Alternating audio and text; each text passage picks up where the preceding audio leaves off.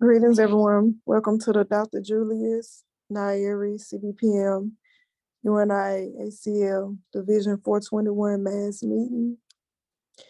It's 5:10 p.m. Eastern Standard Time, and it's December 11th, 2022. And we have a few topics today, starting off with the two Amy's, Amy Ashwood and Amy Jaques Garvey. Before we get into our topic, let's start with our pledge to the red, black, and green, because you all repeat after me. I commit my body, mind, and spirit I commit my body, mind, and spirit Commit my body, mind, and spirit to the protection, defense, and security to the protection, defense, and security protection, defense, and security of the red, black, and green. of the red, black, and red, green. black, and green. I dedicate my life I dedicate my life to the redemption of Mother Africa to the redemption of Mother Africa redemption of Mother Africa and the liberation of her scattered Black children. and the liberation liberation of the scattered Black children. I accept for myself and my descendants I accept for myself and my descendants the teachings of universal African nationalism the teachings of universal African nationalism and promise that our children will be instilled and promise that our children will be instilled with the purpose and knowledge of themselves with the Purpose and knowledge of themselves as African people, as African African people, people, in order that the cause of our struggle in order that the cause of our struggle will neither falter nor fail will neither falter nor fail hell, until our Black people are free and united until all all Black Black people people are free and are united. through one God, through one God, God, one aim, one aim, name, and one destiny. one destiny. race first. race first. Thank you. Okay, the guidelines for the call. Hello. The meetings, Code. the meetings are divided into two halves. The first half, we focus on our topic, You are the host. We will now and connect you. then we will give everyone a chance to ask questions or comment over our topic. This normally takes about 15 to 20 minutes. Then after that, our second half is member share. Everyone will get a chance to share about whatever they want. This is 3 to 4 minutes per person. Please be considerate and do not go over your time when you have the floor so that everyone has a chance to speak. You can request to do a presentation if you have something that takes longer than 15 minutes to an hour long. I have not started on the schedule for next year, but you'll know the days that you can do a presentation on is because it'll have TBA on the schedule. And those are the days that we don't have a topic. To ensure we can hear our speakers, keep your phone on mute when you're not speaking. There will be people on this call with different ideas, religions, and opinions than your own. It's okay to disagree, but let's not become disrespectful and nasty towards one another. Ladies, do not give out your personal number during the call. Give out a business number, email, a website, and do not use the N-word during the call. And be mindful of overusing curse words. Okay, I'm gonna pass it to our President John so he can do roll call.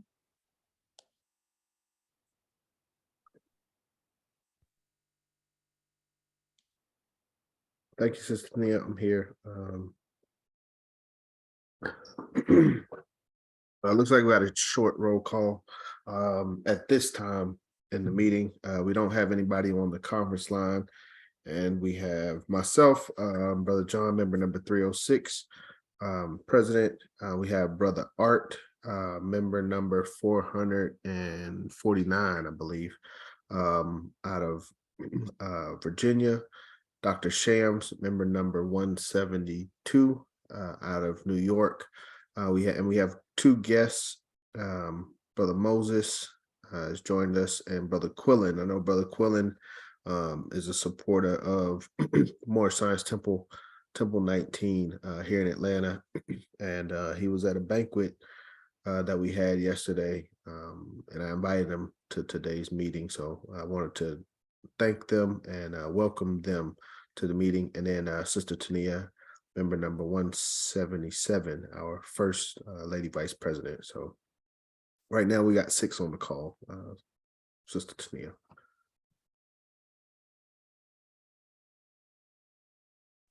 Has it been an issue with the text messaging system?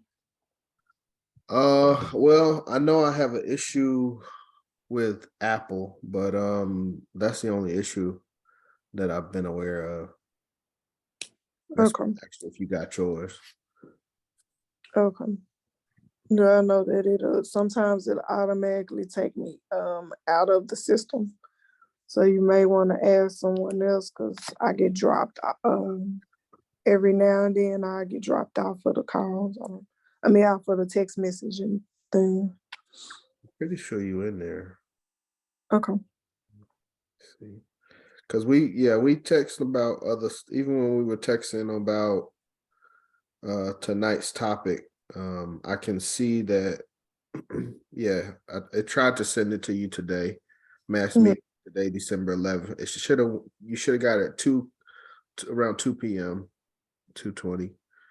Mm-mm. Okay. Yeah, I really don't know what to do about that.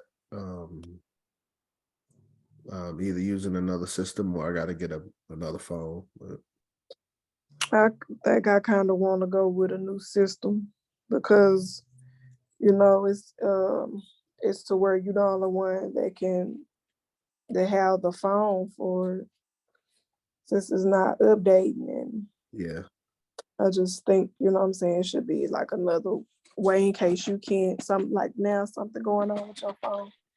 I should be able to send them out, and I can't. yeah, Okay. yeah. I think this system costs us about $15 a month, so we may have to upgrade to maybe like $25 a month. But So that's like you've looked already, looked at what? different some different ones. That's what the price is. No, I hadn't really looked, but I'm just Oh, okay. just because ours is older and they don't update it, so I'm just assuming that the newer ones are gonna be a little bit more expensive. Okay. But I don't know for sure. But All right. in regards to the topics, I don't really have much on Brittany Griner. We may have to come back to her, but I do have some stuff for Deion Sanders. So after the reading on the Amy Garveys, I can present some stuff on Deion, and we can share, our opinions on that situation.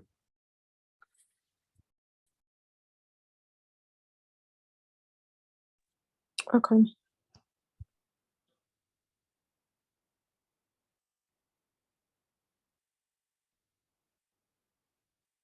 Did you want to read the about? Did you have the the information for Amy and Ellie? Oh yeah, I'm sorry. I'm just 'cause I'm looking at it on my end. I was just scrolling to it. I'm sorry. I know I went quiet. I was okay. Can you present, or do you need me to present Present what? what you're reading? I guess I could do it. Oh, to share it on there. I'm looking at the one from 2021. It should be pink. Really? Yeah. What's the date? Oh, you know what? It was 2020. Wait, a minute. Let me go look at the top. I thought this was from 2021. Okay, no, it's from December 13, 2020. Okay. And which date is on that one? 2021, December 12th. Okay. All right, it should be the same thing, because I ain't do number copy and paste. Okay. Okay, Amy Ashwood Garvey biography. Pan-Africanist Amy Ashwood was born in Port Sister Talia, Antonio. Um, you're not gonna do the quote in the beginning. uh, Got that? let's look. Okay, let me hold up. Let me make it bigger because I can't see. On this one, you got two. You got one from Amy Jaques and then another one from Marcus Garvey. Okay, that must have been. Go back up. Go up. Oh, those the quote of the day. I didn't. Okay, that's not on that one. Okay. All right. It's a different Pass it. quote. Well, yeah, I was gonna pass it because it wasn't the topic. Okay. Well, it is the topic, but it ain't.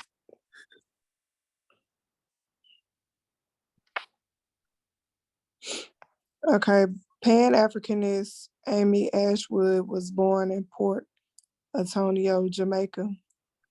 Educated in Panama and Jamaica, she first met Marcus Garvey in 1914 while attending high school in Jamaica. Garvey launched the United Negro Improvement Association, the UNIA, a few days after the two met.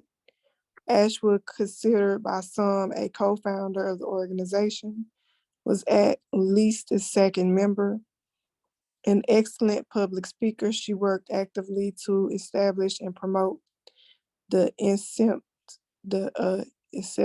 movement in Jamaica and served as its executive secretary. Ashwood left for Panama in 1916 and did not meet Garvey again until 1918 when she came to New York.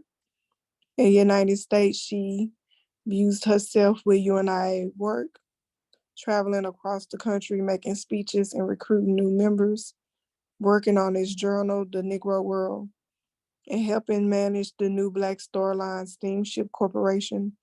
In 1919, she is reported to have saved Garvey's life by placing her body between him and a disgruntled former employee who wanted to shoot him and then wrestled the would-be assassin to the ground.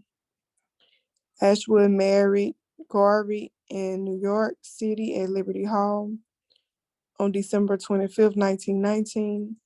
However, by the middle of the following year, the marriage ended acrimoniously with the accusation of infidelity on both sides. Garvey, in addition, charged Ashwood with misappropriating funds. She countered that the UNIA leader was politically inept.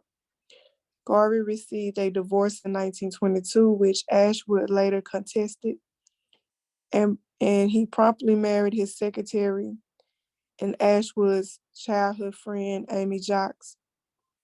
Following the breakup with Garvey, Ashwood left the UNIA, but remained a committed Pan-Africanist all her life, taking Garvey's message to many parts of the world. In 1924, she helped found the Nigerian Progress Union in London. In New York in 1926, she collaborated with the Caribbean musician Sam Manning on the musical Brown Sugar, Hey, Hey, Hey, and Black Magic, intended to induce calypso to the Harlem audience.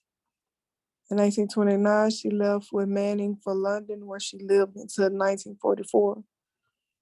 In London, Ashwood's Pan-African activities resulted in friendships with such people as C.L.R. James, George Padmore, Kwame Nkrumah, and Jomo Kenyatta.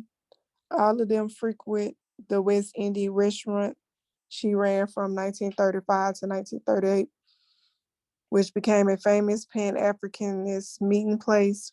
And in 1935, she was active in organizing protests against the Italian invasion of Ethiopia. And in 1945, she chaired the sessions of the Fifth Pan-African Congress in Manchester, along with Webb Du Bois. Ashwood returned to New York briefly in 1944 and campaigned hard on behalf of Adam Clayton Powell, Jr., who was seeking his first term in the House of Representatives. Ashwood spent the next few years in West Africa. And in 1947, she went to Liberia on the invitation of President William Tubman. The two became close friends, and with Tubman's help, Ashwood wrote an official history of Liberia, which has never been published. In 1949, she spent some time in Ghana and researched her Ashanti roots. Ashwood divided the rest of her life between the United States, England, the Caribbean, and West Africa. A longtime feminist, she paid greater attention to women's issues in the later years of her life. She also continued anti-racist agitation in England, forming a chapter of the Association for the Advancement of Colored People in London in 1958. Ashwood was in England in 1964 when Garvey's body was returned to Jamaica. She participated in the official ceremonies marking the occasion.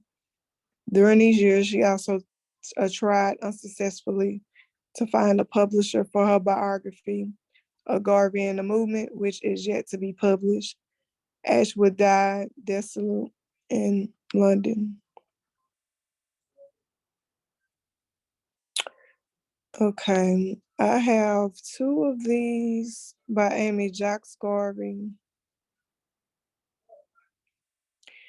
And I wish I could remember which one I said I wasn't gonna read this time. So give me a second because I think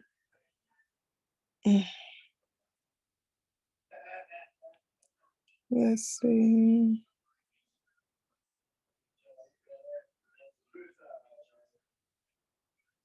I think it might be the last one. Wait a minute.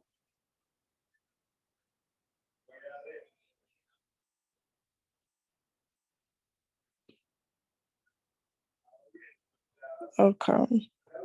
Yeah, I think I'm gonna read the first one. I think it's the second one I said I wasn't gonna read because it's like repeating the same thing over. Okay, Jaques Garvey, written by Brother Shaka Barak, UNIA-ACL Division 429, Chicago. July 25th, 1973 is the day Miss Amy Euphemia Jaques Garvey, the Honorable Marcus Messiah Garvey's greatest disciples, transition, beginning in 1914 and for the next 28 years that the Honorable Marcus Messiah Garvey served as the founder and president general of the UNIA-ACL. 5 years later, Miss Amy Euphemia Jaques would join him and soon prove to be his greatest disciple. The fact that I will present will show that as soon as she began to serve our leader, Marcus Garvey, in the year 1919, as part of the New York division of UNIA-ACL, she simultaneously entered the role of his secretary and loyal disciple. Born on December 31st, 1895, in Jamaica, West Indies, with a background in stenography, typing, and law.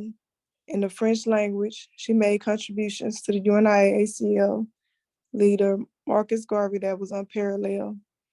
Jaques Garvey's life of service shows us what true discipleship means to a man whose whole life was dedicated to serve his race and the cause of the redemption of our motherland, Africa. As we look at the facts I present here, we will see that her loyalty to him was on the planes of physical, mental, and moral, financial, and spiritual. You will learn how she worked herself to exhaustion as a servant of her leader and teacher. You will see how she constantly put her life on the line for Marcus Garvey. Her service to him meant she had to use the fullest capacity of her intellect as his private secretary, contributor to the Negro world. As a UNIA-ACL member, she became his second wife on July 22nd, 1922, and eventually the mother of his sons, Honorable Professor Marcus Garvey III, Dr. Julius Whiston Garvey. Amy Jaques was honest to our leader to a penny, regardless of any funds she was entrusted with. Amy Jaques was honest to him whether she agreed or disagreed with him. Every word Amy Jaques uttered or wrote to him was the truth. There was not one incident of immorality. Amy Jaques was often the first line of defense and often spoke in his behalf, or if need be, would have taken a bullet for Marcus Garvey as he would have for her. Amy Jaques was never disloyal to her President General, her husband, or the father of her children. While Amy Jaques Garvey and Marcus Garvey traveled to France, she would interpret French words spoke to her husband. Amy Jaques Garvey wrote about a problem with the UNIA-ACL leadership from Marcus Garvey's perspective. She wrote, "Lack of progress of the Negro in America." Garvey stated, "is due greatly to the fact that the American Negro leader is handicapped in the knowledge of world affairs." Amy Jaques Garvey wrote further on the subject that the organization had many brilliant speakers, but most of them could not interpret international happenings as they affected our people. Some were too lazy even to study local conditions as they traveled from state to state and from city to city in order to be able to speak on the conditions, not with just passing reference, but with deep understanding and pronouncement. Amy Jaques Garvey, referring to Marcus Garvey, the fluency of his speeches lay in the fact that he had something to say, something which touched him so deeply that it constituted an outpouring from his heart and found response in his hearers. Whenever he went to speak, he first got all information on conditions. This he weighed in his mind while sitting on the platform waiting his turn to speak. He could speak for more than an hour without searching for words. Because of her great intellect that was always be enhanced, Amy Jaques Garvey, while alone together at home, she would occasionally win a debate with Marcus Garvey and earn the affectionate title of Mopsy, indicating her victory. In other words, leaders like the Garveys should study local, regional, national, international topics of importance. This is achieved by reading through newspaper, magazines, newly published books, and on the internet. Once the material is gathered, it should be clipped out, dated, identified, underlined, significant statements, and commented on. While in prison, Marcus Garvey wrote what he called poetic meditations. He dedicated a poem to express his love and appreciation to Amy Jaques Garvey that read in part, "But you have been a light to me, a fond and dear true, Amy. So what care for falsest friends when on your love I can depend." He also instructed Amy Jaques Garvey to put together and proofread enough of his speeches, writings, and extracts from his trial and edit them for a book of about 100 pages from the first volume and 400 pages in the second volume, and then go find a publisher. Her weight went down to 98 pounds. She had high blood pressure. One of her eyes was badly strained. Nonetheless, after she got some rest, she sent copies to senators, congressmen, prominent leaders around the world, seeking sympathy for Marcus Garvey. It is because of Amy Jaques Garvey that we have a record of his speeches and front page messages, which from 2 volumes and one called The Philosophies and Opinions of Marcus Garvey, Volume 1, copyrighted in 1923, Volume 2, copyrighted in 1925, that for some of us are like our Bible of Garveyism. Amy Jaques Garvey wrote the book Garvey and Garveyism in 1963. Amy Jaques Garvey also co-edited Volume 3, More Philosophies and Opinions of Marcus Garvey, with EU Essen Udum. This book allowed Marcus Garvey's disciples, UNIA-ACL members, and his family to learn about the speeches and writings after he was deported from the United States in 1927 to Jamaica, and when he later in life lived in London, England, after 54 years of activism at age 76. on July 25th, 1973. Amy Jaques Garvey passes, leaving us only one thing left to say is long live the spirit of Amy Jaques Garvey. Okay, so I made a mistake. It was that one I wasn't supposed to read. So I'm gonna go on and read the last one. But please remind me not to do the middle one. Okay, Amy Jaques Garvey, written by Maceo Leon Thomas, UNIA-ACL Division 429, Chicago. As you know or may not know, Thursday, December 31st, 2015 marks the 120th anniversary of the great Amy Euphia Jaques' birthday. She was an amazing woman in every way. Her family and personal history is just amazing. Her great-great-grandfather, John Jaques, was the first mayor of Kingston, Jamaica. Her father, George Samuel Jaques, was the manager of the Palomia cigar factory. He owned several properties in Jamaica along with his wife, Charlotte Henrietta Jaques. They represented a portion of the Black middle class elites in Kingston, Jamaica. Amy Euphemia Jaques was born on December 31st, 1895 in Kingston, Jamaica. She was furnished, provided with all the atrocities, accommodation, trappings of middle class society, piano lessons, music appreciation, social grooming, and manners. She also attended the elite middle class Warmers High School for girls. In addition to the above, her father insisted that she read newspapers and periodicals to keep abreast of the world events. He also encouraged her to have a percent understanding of politics. He also made her take a course in shorthand. When she graduated from Walmart, she graduated with highest honors of the day. She was a very brilliant young woman, as well as a bold and determined.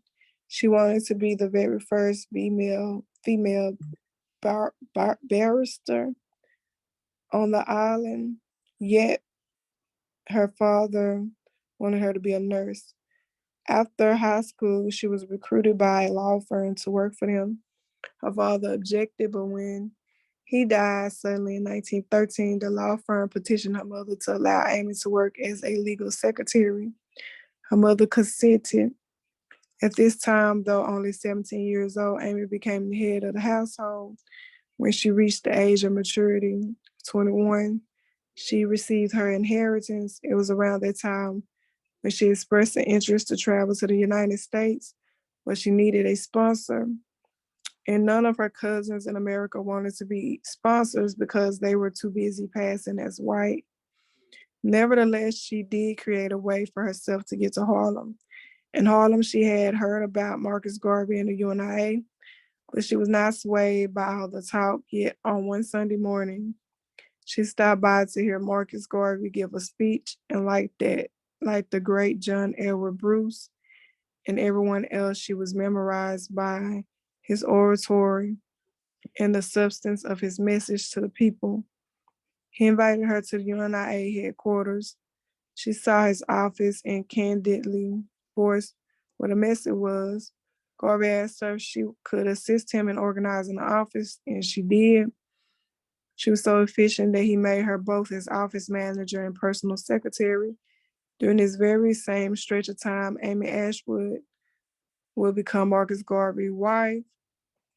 Married in December 1919, Amy Jaques was her bridesmaid. She was also a longtime friend. They were teenage friends in Jamaica. After the wedding, Marcus Garvey, Amy Ashwood brother Claudius, and Amy Jaques shared the same living quarters. On their honeymoon to Canada, the customs agents found liquor in Amy Ashwood luggage. This, along with her penchant to retain her male friends, became a problem in their marriage. Although it was custom in Jamaica for a young girl to flirt when they got married, all of that was supposed to be put aside. Now, this does not diminish Ashwood whatsoever. She was also a very brilliant woman in her own right. And she, like Marcus Garvey, Amy Jaques, and others, was also dedicated to uplift of our people. She was just a very scintillating person, a free spirit who loved merriment.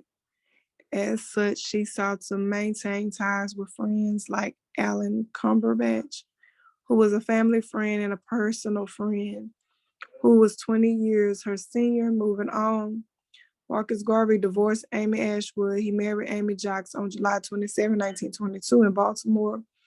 In her book, Garvey and Garveyism, she explains that their marriage was bigger than that of just man and wife. Both of them understood that the organization and the race was paramount to their union. Shortly after their marriage, she compiled the first installment of The Philosophies and Opinions of Marcus Garvey, Volume 1. The purpose behind this was to give the public, especially our people, an unbiased account of Marcus Garvey and the UNIA. As you know, newspapers and people were vilifying Marcus Garvey at every turn. After his imprisonment, she compiled Philosophies and Opinions of Marcus Garvey, Volume 2. She also traveled the country to raise money for his defense fund. She was an eloquent orator. She was also a strong anchor for the UNIA amidst its many challenges. When the Honorable Marcus Mosiah Garvey was reported to Jamaica in 1927, she was still by his side. They had two children together, Marcus Mosiah Garvey Jr. and Julius Whiston Garvey. In 1963, she wrote Garvey and Garveyism. In 1968, she wrote Black Power in America, The Power of Human Spirit. She also assisted Dr. John Henry Clark with Marcus Garvey and the Vision of Africa. And lastly, Philosophies and Opinions of Marcus Garvey, Volume 3, with E.U. Edison Udom. She was a very special lady, and we should never forget her. She died on January 25th, 1973 in Kingston, Jamaica.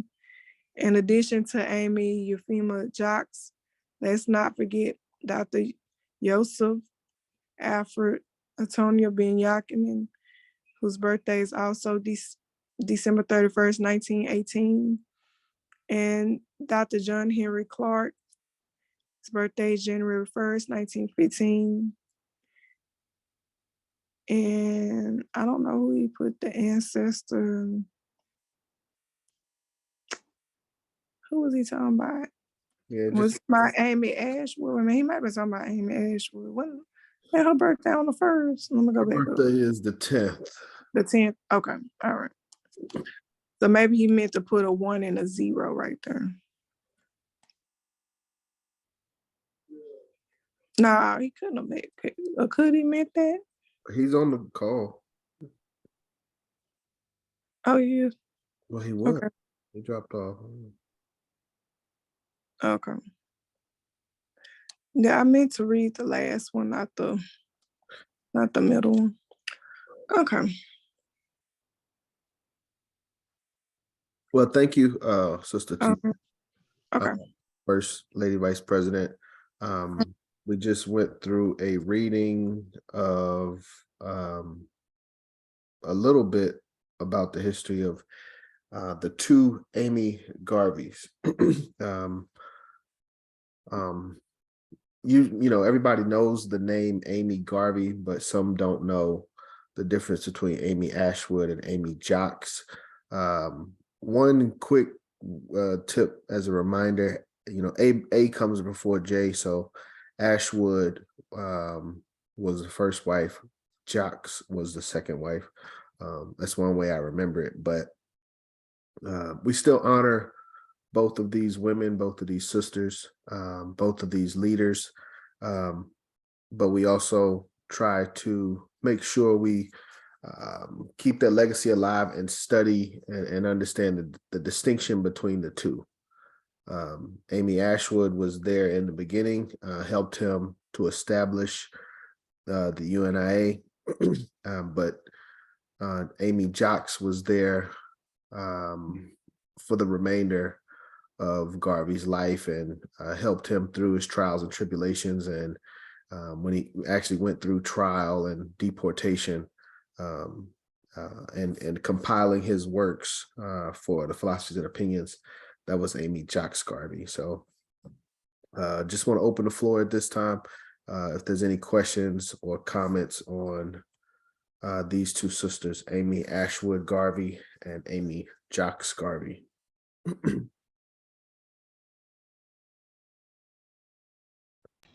Ladies first.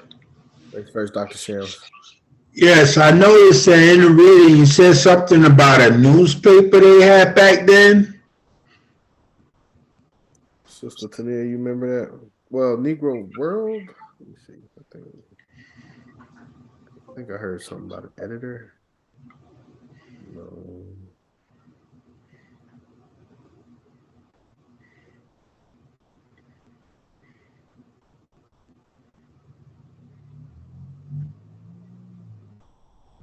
I see where it says newspaper. Reading through newspapers. Well, That's not it. They, this is what she was talking about, how Garvey was mischaracterized. Newspapers,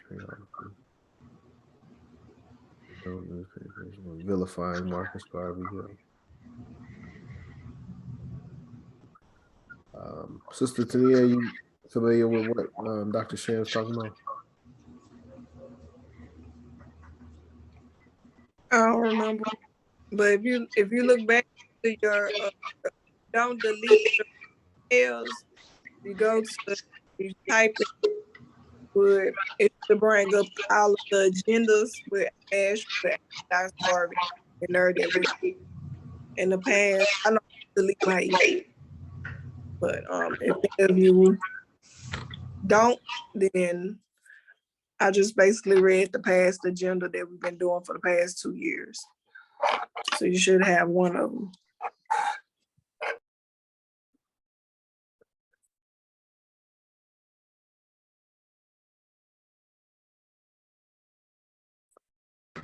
ladies first again. Go ahead, Dr. Shams.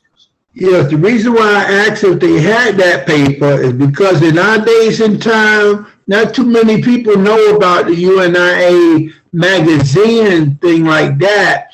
But I noticed that the Nation of Islam, they rely heavily on their newspaper, The Final Call. And if we had something like that going, we could really raise some funds for ourselves. You know, that's why I mentioned that. You know, I thought the newspaper was a great idea. Peace and race first. Race first. Thank you, Dr. Shams. Yes, you are correct. It says you will learn, and this is Amy Jaques, I'm pretty sure. Yeah, Amy Jaques Garvey's lifetime of service. You will learn how she worked herself to exhaustion as a servant of her leader and teacher. You will see how she constantly put her life on the line for Marcus Garvey. Her service to him meant she had to use the fullest capacity of her intellect as his private secretary, contributor to the Negro World.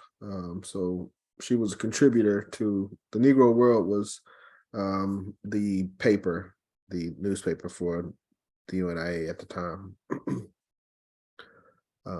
But yes, Dr. Shams, you are correct. We've talked about this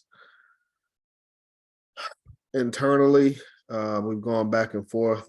Some comments are, you know, we want to do a local focused newspaper or newsletter, whereas, and then others may think, you know, we should do a national type of paper. But you are correct, Dr. Shams. I agree.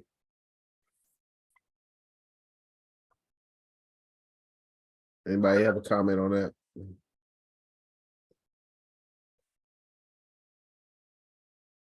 Somebody on a conference line coming in?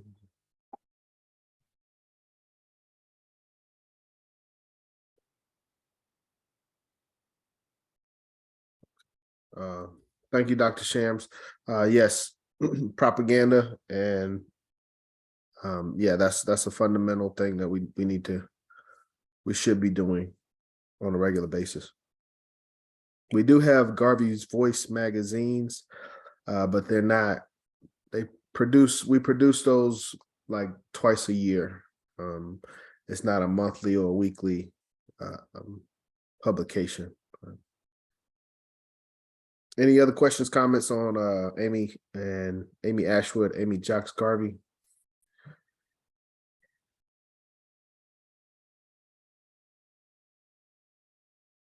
No comments. Okay. Okay. All right. Well, we will proceed with the agenda. Go to our next. One thing that I forgot to do in our introduction is read the preamble of the UNIA. Let me see. Should have did this in the beginning, but please bear with me. Man, where does this come up at though?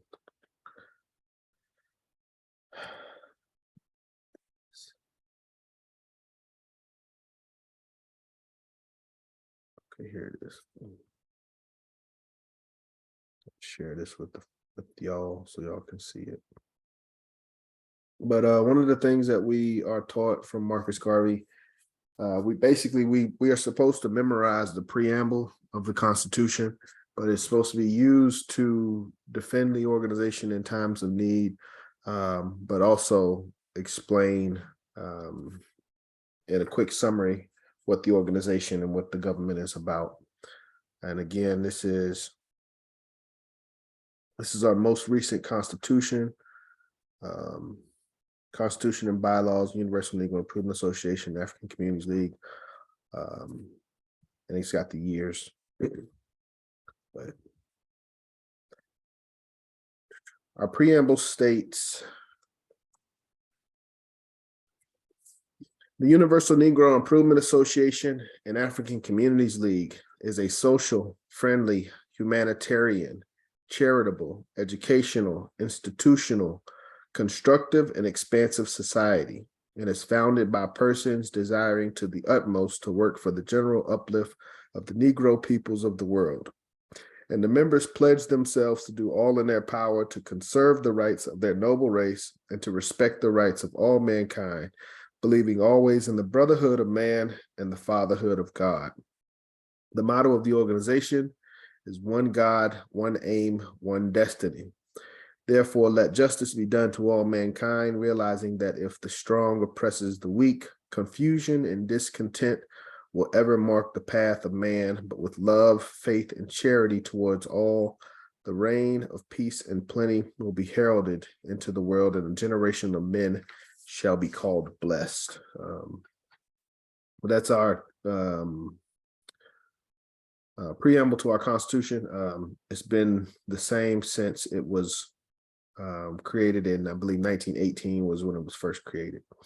But okay. So I wanted to talk about Deion Sanders briefly tonight, and kind of, see what we think about it as a community, as a collective. In general, for those that don't know, Deion Sanders, I mean, everybody should know Deion Sanders, who he is, probably, one of the greatest athletes of all time, greatest football players, definitely, of all time. But can't say, you can't say enough about him and his physical abilities as an athlete. Great baseball player as well. Recently, specifically as of 3 years ago, he accepted a position of head coach at Jackson State University, which is located in Jackson, Mississippi, a HBCU. And he's surpassed probably everybody's expectations. They won their SWAC is the conference that they're in. They won the conference championship 2 years in a row. They were undefeated this past year.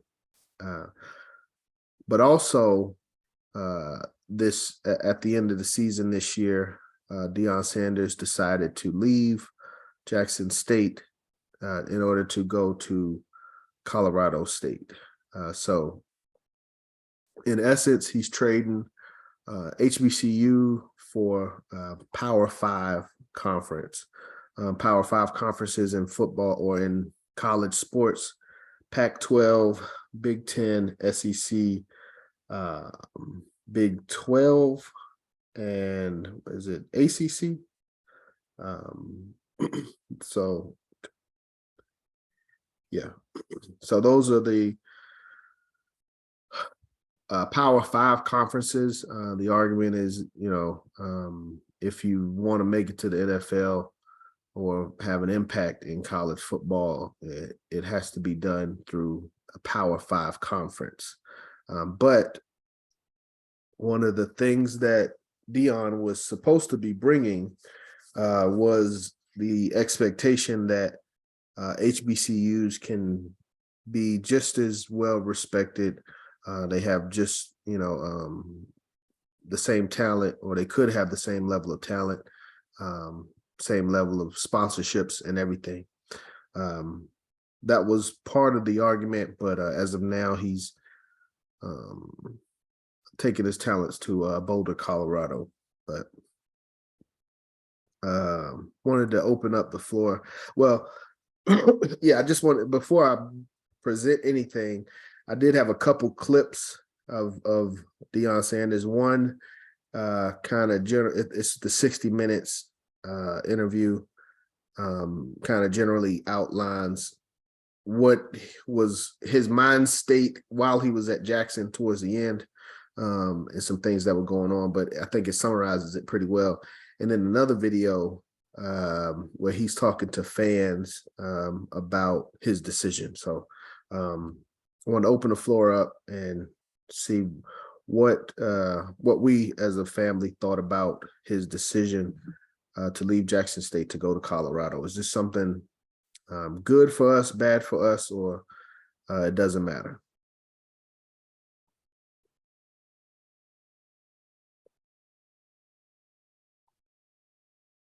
Anybody? Wait. Go ahead.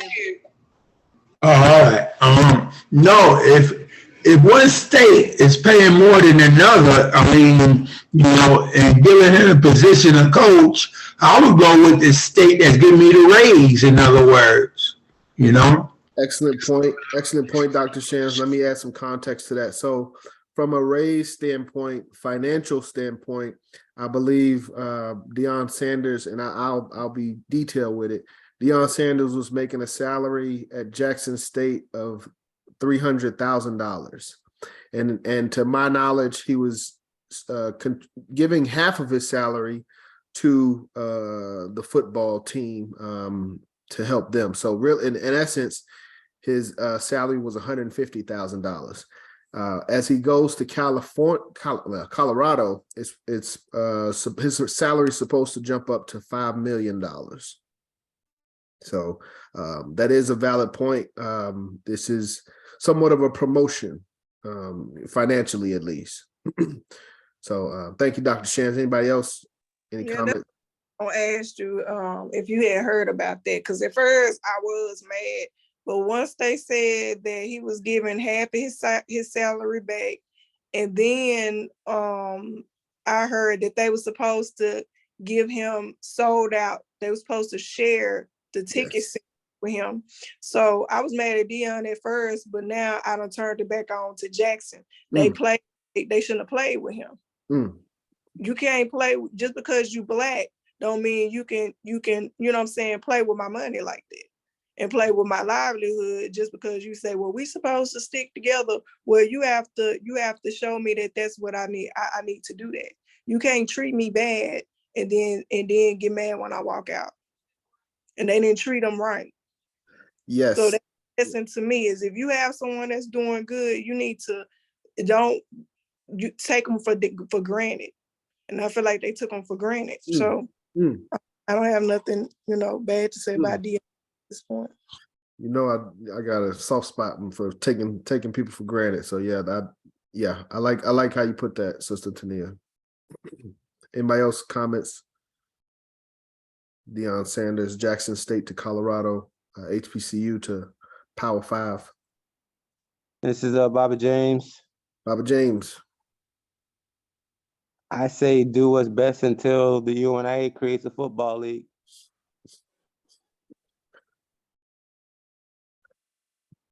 Race first, I understand. Yes, yeah. Anybody else want to say anything? Yeah. This whole thing, man, I hate to see it because we. Hold on, brother Art. Conference line.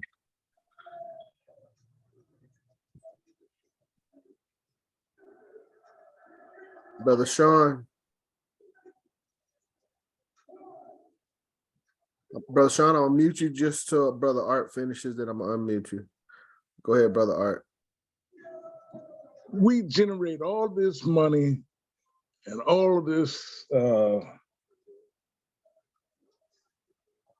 this good vibe for these people. But on either side, everybody's trying to live up to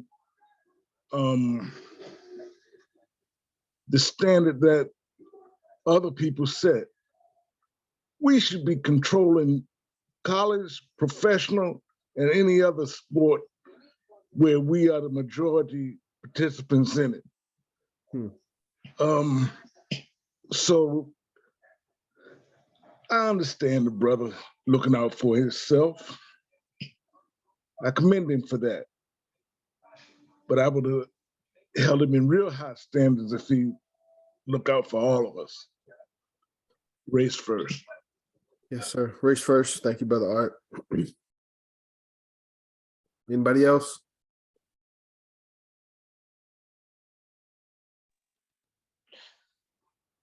Yes, I'd like to go ahead and say something. Would you ask the question again, please?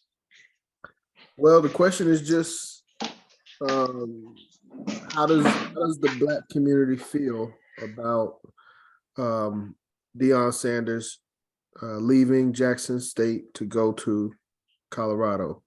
I mean, and you know, we can go to different layers on that, but that's the general question. Everyone, I was hoping people were kind of aware of that being a talking point right now. So that's the general question. How do we feel about that? How do you feel about it? I would say to that question, with Deion, I believe he did everything that he could really be able to do. He stayed at that college for a few years. He was able to bring a lot of attention and a lot of good things to that college. And you know, he was able to help improve that school. And also he brought a lot of attention to HBCUs in general as well. And he spread a lot of good messages. He was able to help and inspire a lot of people that are connected to our culture, our community, and also to HBCUs in general, and just people that are not even thinking about maybe going to an HBCU, or that's not really what they are to do. It just inspired them in general with college and other things by doing that. And also by, you know, making an attempt and also being successful with that particular move that he did make with being a part of Jackson State University. And then, you know, I had actually just learned about quite a bit of other things that were going on that is not being said to everybody at large. And I wouldn't say this on certain platforms as far as things that he had to deal with.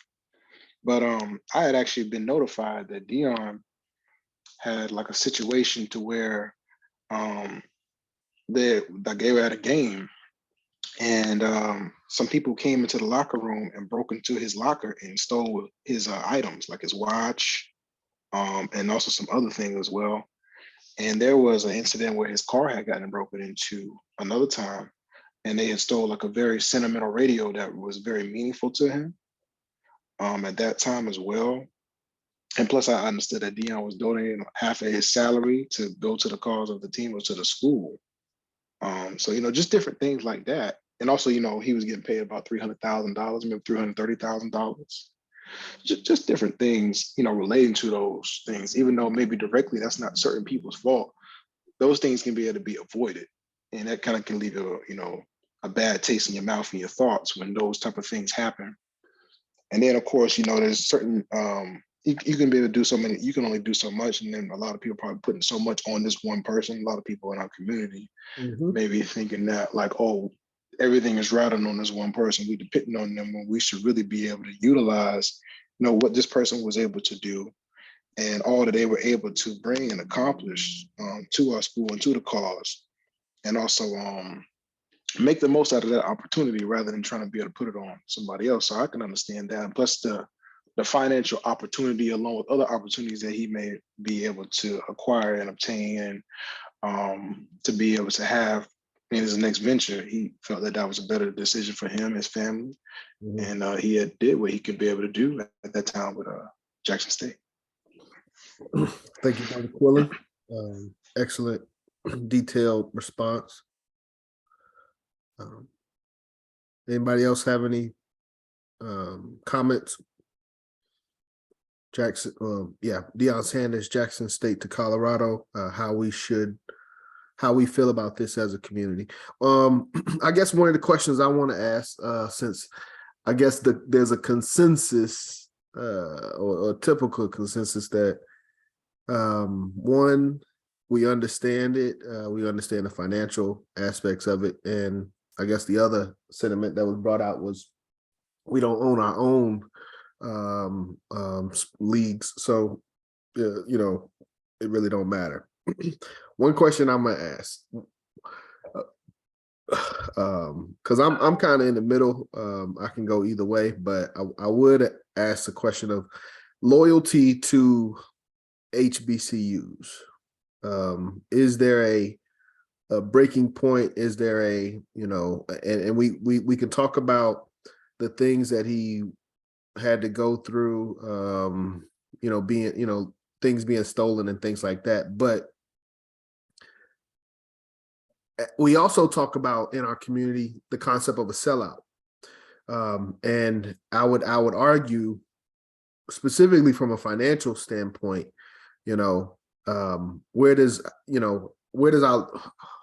how long do we have to remain loyal to be true to the race? And we can just look at it from a financial standpoint. If, the best of us,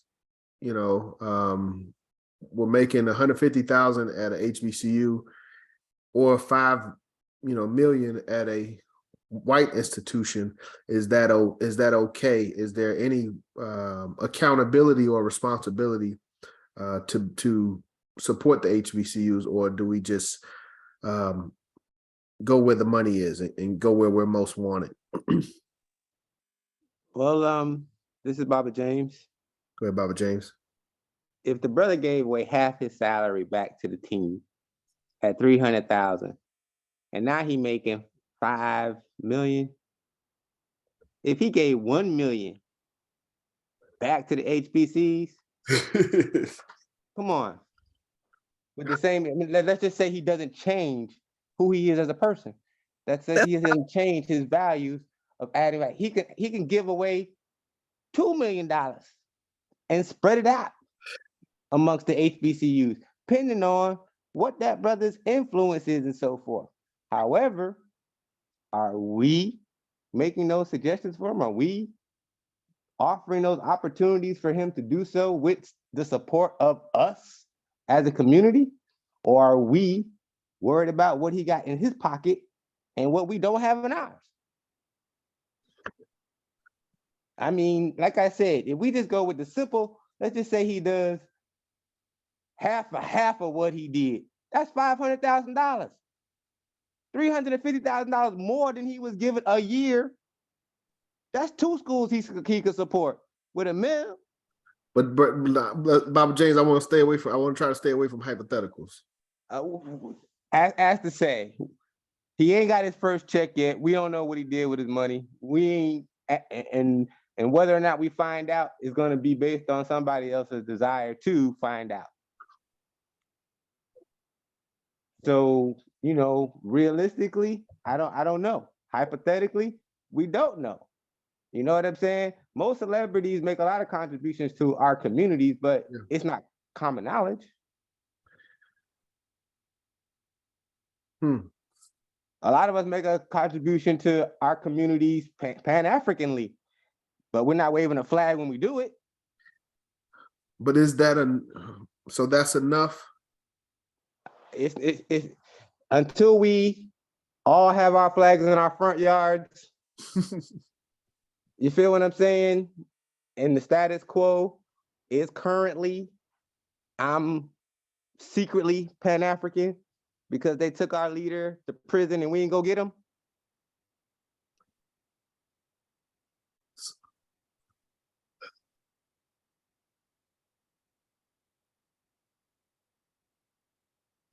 I mean, if we as Pan-Africans say that this is what we are and we're proud of it, and these are the things that we're doing,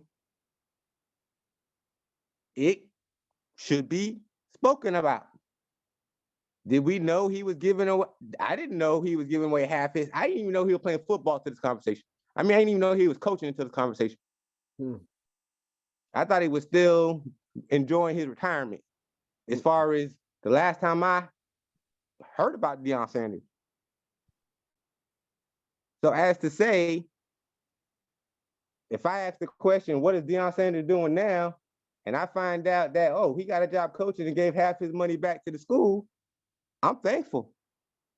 If doing that allowed him an opportunity to make more money, hoping that he has the same mindset. I mean, because yeah, it is a hypothetical. He could have gave the money back to the school so he can shine more light on himself to be more attractive to the other schools paying more money. That's just reinvested in yourself. Not necessarily your community. If we're talking about today's marketing and what it takes, you know what I'm saying? If the school wasn't providing what it's going to take for him to be on TV, so he had to invest that money back in the school to get the athletes that he wanted so he could be notarized, you know, who's to say what his goals and his motives are? But as we move on to what it's going to be, it's still yet for us all to find out. All right. Race first. Race first. Any other comments before we go to the clips? Yes, on conference line. Oh, wait. 1 second. Okay, brother. Yeah, go ahead on conference line. This Brother Sean. Go ahead, brother Sean. To the family. I'm gonna say that right there with Deion Sanders is a two-way street. Deion Sanders, me being here at Southern University right down the street from me, what he did, you know, trying to get the best players to go to the HBCU, that was a good thing because we kind of faded away from that. If you look at the HBCU, they named after white people anyway. That's number one. Number two, what's his name? Eddie Robinson up there at Grambling. He done put more black players into the NFL than any other HBCU college. That's number two. Okay, now they reneged on him, you know, not living up to their end of the deal. But here's what the situation is. Now, Colorado offered him more money. Okay, Deion already said he didn't need the money. So we got to look deeper. We got to look deeper in why he actually left. I mean, hey, Kurt, I'm just gonna say they messed over him. So he just got up and left. I mean, if you get messed over, somebody messed over you, you're gonna leave too. You don't want to be in their presence. So basically, that's what happened. They reneged on him and blah blah blah blah blah, all that other good stuff in between. You know, we got a bad habit. We have a bad habit of going to somebody, asking for help, or somebody offering to help us, and we can't even hold up our end of the bargain. That's just in everyday life with us. But some other people, if you look at how they operate, I'm just gonna give you a good example of something like this. Excuse me, ladies, what I'm about to say. I'm just gonna say it like this. Hey, Bob, let's say, Dick, I know you slept with my wife last year, but you know, blah blah blah blah blah. And look, we got a problem down here. The blacks, it's an uprising. Okay, hold on, Dick. I'm gonna grab my gun and we going down there. That's the way them other people operate. We don't operate like that. If somebody mess over us, we ready to kill them. We gonna talk about them. We gonna sling their name through the mud. We gonna do all that. We want a kinfolk deal. We want something for nothing. And money has always separated us. Always separated us. So what I'm saying is this right here. To focus on the sport when our people is vulnerable at their most right now. We're more vulnerable right now than we've ever been in this since we set foot in this country. When we was segregated, we was together. White folks wanted integration. We didn't want integration. They wanted it because it was about economics. It was about that dollar. And to them, everything is about that dollar. So, I mean, hey, we could continue to focus on the Deion Sanders situation, but that's not going to get us nowhere. Because why? We have more millionaires in sports, entertainment, than any other group of people on the face of the earth. And what has that got us? They ain't got us nowhere. I'm like Umar Johnson.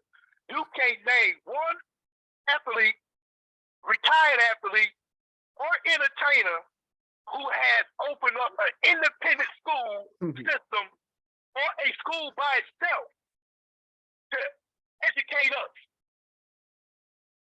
And all the millionaires we have. And we sit back, we laugh to stop. We could run, we could jump, we could take the ball through our legs, we could do all this. Did you see Magic last night? Did you see Jordan last night? That's all we could say when we be at the job. But what about the educational process? We don't talk about no professors that could educate us. But we could talk about athletes 24/7. Race first. Race first. Thank you, Brother Sean. I would like to say something else if I may add a little bit more. Go ahead, Brother Quillen. I wanted to say as well, the fact that this particular conversation is stemming from him is actually a plus, as a matter of fact, if you think about it. Because if you're thinking about it, like sports and entertainment, that helps to bring money and attention to certain things, but it's really not like that relevant of a thing. Like, you know, it does help us to be able to show our athletic ability and physical attributes of what we can do. But the fact that it at least helps us to be able to have a discussion, because this is beyond football, and it's beyond sports and entertainment. We talk about something more than that if we really actually look at what's going on here.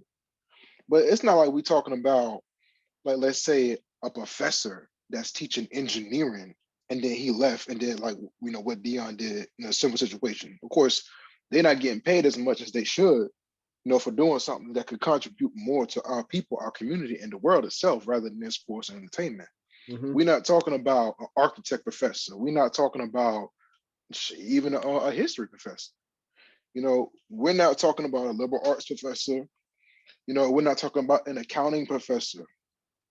We are not talking about things that are actually going to help us to be able to be pushed forward and also make a difference in a certain way. I mean, athletics helps to be able to inspire us.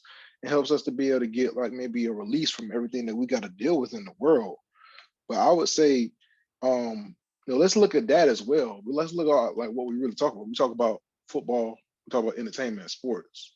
You know, obviously the conversation is bigger than that, you know, for us to be able to get the point of really what the discussion should really be about. But at least that brother did help to be able to bring the fact that we even having conversations in this particular meeting about this particular subject and it's spreading is actually a good thing for us to be able to look at and focus on and see what we need to be able to do differently and where our focus should really be able to be. You see what I'm saying? Yes, I do. I want to ask a question. What is it that Deion created when he went to Jackson State that will sustain now that he's no longer there? Well, I would say a few things, or more than a few things. One, I would say a message. Deion was helped because it was a time I went to HBCU for undergrad myself. I'm gonna use this for example, but I didn't know really about what an HBCU was until I actually went to trade school right out of college. So if you put a face like Deion, that might ring a bell to certain, younger youth or just people in general that don't really know too much about HBCUs. That's not even really thinking about HBCUs. So it puts the idea of HBCU in their mind. Absolutely, yeah. Because you go into an HBCU rather than the PWI can help to be able to make a difference in your life. Yeah, but how does that remain now that Deion's no longer there? Like, because what is the message? Because like you said, I would think that the message at one time was that you should go to an HBCU. And is that still the message that Deion is known for? I would say yes. He actually went. It's not like he was just talking about it. Like he actually went to the HBCU himself, committed years of his life as well to be able to do that. And also when he didn't actually have to do that. So it's not like he was just talking about, oh, you should do this, you should do that. He actually went himself and did it and actually put some time in to be able to do that. Using himself as an example. Man, but I mean, let me just, this might be a bad analogy, but this is the analogy that popped into my head.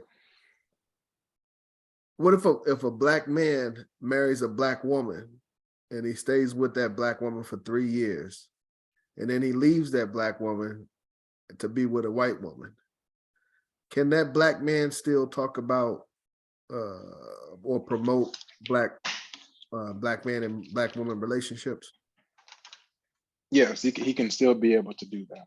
Interesting. Okay. Y'all, everybody agree with that? Hold on. Hold on, homie. Look, check this out. Hey, I don't know you. One second, Brother Sean. Hold on. Let Brother Natula was speaking. Brother Sean, you up next, okay? Real quick. Once you leave out of that relationship, you can only speak up until that 3 years of when I was. So you can't even talk about the success of a relationship with a black woman if you not showing me the works in your life. Now you with a white woman, and if you telling my son, yeah, a black woman, you should get black, but you with a white woman, then my son looking at like, okay, so what do you consider her?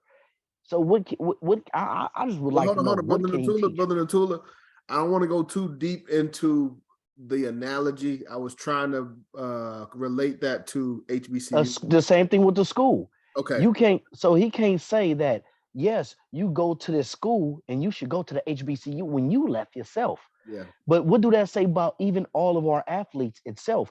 How can the majority of the athletes be black, but the majority of them not coming from HBCUs? So if all of our athletes leave all these other colleges and go to the HBCUs, then HBCU would be the best schools on the face of the planet. If we just start focusing in on us. Brother Sean, you still. Now, number one, you got to think about it. You look at it like this. When you ask that question, the first person popped in my mind? Who? Frederick Douglass. A lot of people don't know Frederick Douglass' first wife was black. And after she died, he married a white woman. Yeah. But he did. I know. Yeah, I figure that's why you asked that question. And I sit there and say, he still was talking about being black. If you black mentally, I ain't talking about skin color. Because see, on the point of conception, you was black before you got your skin. You was black. So now, therefore, if you look at all the celebrities, Sidney Poitier, I love him. Yeah. Harry Belafonte, Yep. James Earl Jones, all of Mhm. them married to white people. Yes, sir. Even the great Maya Angelou, look at her last name. She was married to 2 white boys. But ain't nobody turned their back on her. So you can if you know who you are. Man. Between knowing who you are and saying, I'm black. Black is not a color. Let's get deep off into this stuff right here. He took the money because the white boy seen something in him because they've been studying us and they wanted it like everything else. They wanted it. So he asking for his people to be accepted among his people. The same story about Jesus. He came among his own and they rejected him. Same thing. But we could take I that wouldn't- same analogy. I want to go ahead. Oh no, I want you to finish, brother. Go ahead, finish. Excuse me. Go I was ahead. gonna say we could take that same analogy and we could apply it to the continent of Africa. I have once heard that it's more Nigerian doctors in New York than in Nigeria. So if we accept that, then all the mind and that's leaving Africa, it creates something called a brain drain. So yeah, they could go to all these European countries and get more money and get the money, but then look where it leaves Africa. So we can't say that we want Africa to be great if we're not then try to think of ways to reciprocate. Yeah, that's my thing. And just to try to bring it back, I don't see how this helps HBCUs. But I understand it on a personal level. And I will get to that later, but go ahead. But look at the HBCU. We say historical black colleges, universities. Yes. The white folks felt some type of sympathy for us and created these schools. All Yes. these schools. Yes. Yes. But that's a different. I mean, mentally, we say HBCU, right? It sounds good, right? But this is a school that a white woman, a white man is named after them. So we still in the same situation. But we talking about sports. We ain't talking about education. Yes. But that's a different. What? Deion, I loved him because I'm a 49er fan. When he went to the 49ers, I loved Deion. When that type of sports, athletes was gone, I don't even watch football no more. It's entertainment. It's entertainment now. It's not sports like I know with Jack Lambert, Jack Ham, Terry Bradshaw, Roger Staubach. You know, it's not football no more. It's entertainment right now. They're doing it for the money. They're not doing it for the sport. Same thing with baseball. I was hurt when A-Rod got that $256 million the Texas Rangers offered him. What about Hank Aaron, Willie Mays, Jackie Robinson? All them people that paved the way. And he's a what? A Latino? Yeah. Can I say one thing? Sammy Sosa, one team, what he did. When he retired, he tried to turn himself white. Yes. Can I say one thing on when you said it's not about the sport, it's entertainment? Historically, it has always been entertainment. If we go back to Rome, when they had bread and circus, the Colosseums wasn't to expand the empire. The Colosseums was to keep the people preoccupied.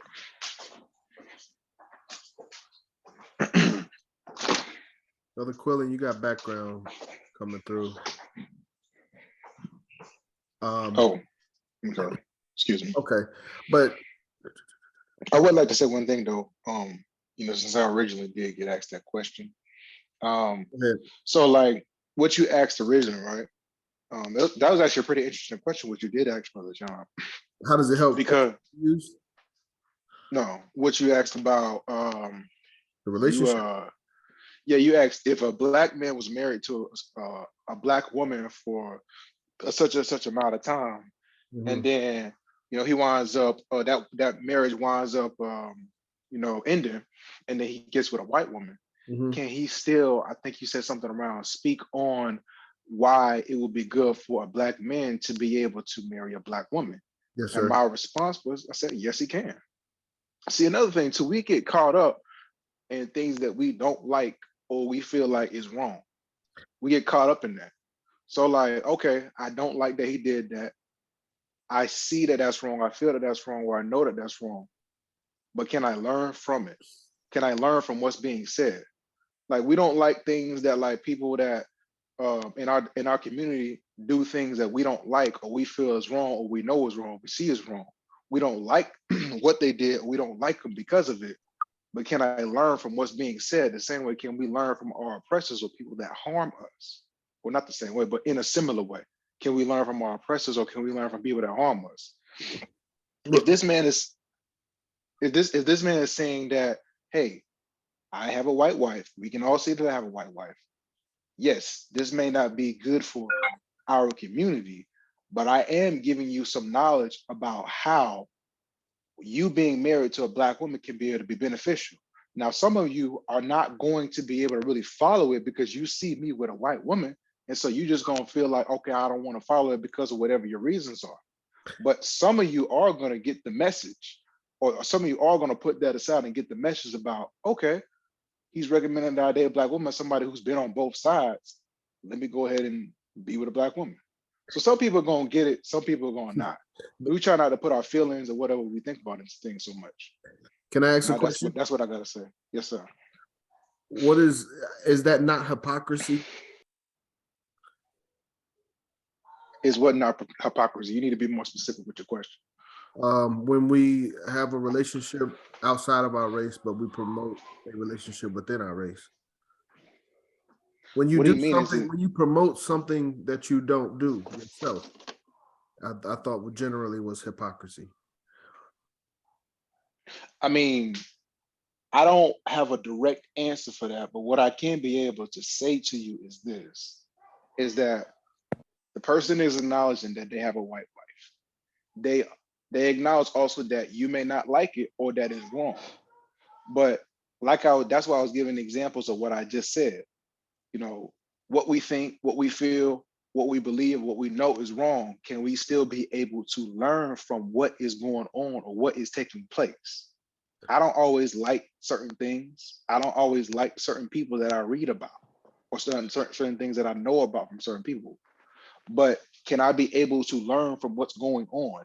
Yeah, I could be able to learn from what's going on. I'm not going to shut the person out for what they're saying just because they're saying something or doing certain things that I don't like. And that's how we can be able to get backtrack and be able to get more behind, because we feel a certain type of way, or we allow what we know, what we think, what we believe to be able to get in the way of us learning something. You know, same way with some of these politicians. Some of these politicians can be able to give you some information that you could be able to utilize for yourself, for your family, Facts. for your people, for the Facts. cause of being able to enhance Black society. But we allow certain things of what we see, what we feel, what we know, or what we believe to be able to get away in that, and we miss out on the information that we could be able to use to be able to benefit. Can I jump in there? Because Yes, sir. you keep saying what we feel, like we against it. It's not necessarily saying we against it. Okay, so let's, and I know you don't want to go too deep into the analogy, but as a Black man talking about Black relationship married to a white woman, right? As a couple, they should be able to talk about Black relationships. So that means that the white woman then could step in and tell Black woman how to treat her Black man. Do you agree with that? Ask the question again, please. Do you agree that if this Black man that left his Black wife, because he originally said he left her, that he left his Black wife and got with a white woman, could still talk about Black relationships, can that white woman then too get on stage after he talked and she talked second to Black woman about how to be married to a Black man? Yeah, this is my answer. Yes, she can, but she's just going to get a response that whatever his response is, she's going to get it. She can do that. And the people that listen to whatever she has to say can be able to utilize whatever is her response to be able to benefit their lives and their people. Brother, you had just gave leadership of your community to somebody outside of your community. No, I did not. Yes, you did. When you just said that she's going to be, brother, you just somebody telling us how we need to be. So you might as well let the man next door come in and discipline your children too. You went completely left field. No, that's not left field. That's yes, that's yeah, honest. and you know it is. That's not left field. You said a white woman could talk to black women about black relationships, like she's going to teach them how to be women. You don't think sisters would take that and feel some type of way about that? That's why I just said that she can be able to do whatever it is she wants to do, or whatever it is would be allowed of her to be able to do. However, she's going to get the response. Whether you choose to be able to utilize the information that she gave you or not is up to the individual person. I love you, brother. You took it way beyond. You took it way beyond whatever I said. When I see you, and then you wrapped it around how you felt. So no, I didn't. I didn't take it way beyond. Hold on, brothers. Baba Amin, you had your hand up. Yes, sir. Am I being heard? Yes. Go ahead, brother. Ashay. I just want to, as I sat here and go over the last couple of minutes, there's two things that I'd like to bring to the force to consider. Entertainment is a distraction. Entertainment is a distraction. And B, if we place any hope, stock, or virtue or value on the $40 million slaves, we're making a mistake. And these things take us far away from the teachings and the stratagems put forth by the Honorable Jaques Garvey. Okay. So I am a veteran of HBCUs and HBCU sports, but something happened to me when I got to college. I woke up and I recognized that I wasn't willing to run around in underwear with a number on it to entertain white people. And I also came to recognize that, and this is, I pray thee that the brothers can just receive the fullness of my sentiment here. We don't need, I'm quoting Dick Gregory here. We don't need none of the white man's education. What we need is liberation. And the things that the Honorable Jaques Garvey put forth, the stratagems concerning us building businesses and things like that. If you remember, Booker T. Washington and W.B. Du Bois both, felt like, Marcus was over the top with his so-called rhetoric and with his stratagems. But he is the premier strategist for us as a people on the earth today. And that's why we're gathered here today. So I think everybody has the right to their opinion, but let us not be fooled. The reason why we're losing our soldiers and our comrades is because of sports. You see, we need to walk away from that whole concept of sports. And then, like I said, this one's a little bit hard for people to digest, but even the so-called college system, if you look at African culture prior to colonialism, we had education facilities. We had places where we taught ourselves, but those were temples. That's where we combined the government with the people and with what we believed as God and Goddess out here. So I just think that we should really study the idea that let's get some liberation first, and then we'll rebuild our society. And if you're going to rebuild that society outside of the white man's ideas of things, we don't need his education system. You see what I'm saying? Jaques Garvey didn't go to no white man's school. He started off as a freedom fighter from age 13 and 14 as a journalist, you see, working in printing presses. So we need some newspapers to spread information. Someone please tell me how a man without Facebook, Instagram, and all that was able to galvanize 1 million Black people worldwide. We need to follow the blueprint of the man we're talking about here, the man who created this organization that we're here talking about.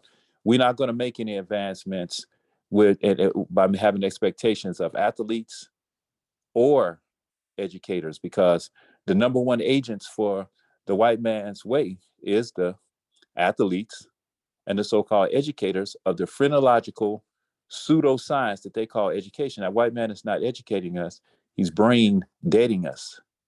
Ashe, I yield the mic. Okay. Thank you, Baba. Amen. Now, I do have a couple videos. It's going to take at least 15 minutes. I did want to get to the videos. In regards to what the brother had just mentioned on a higher level, this is our mass meeting.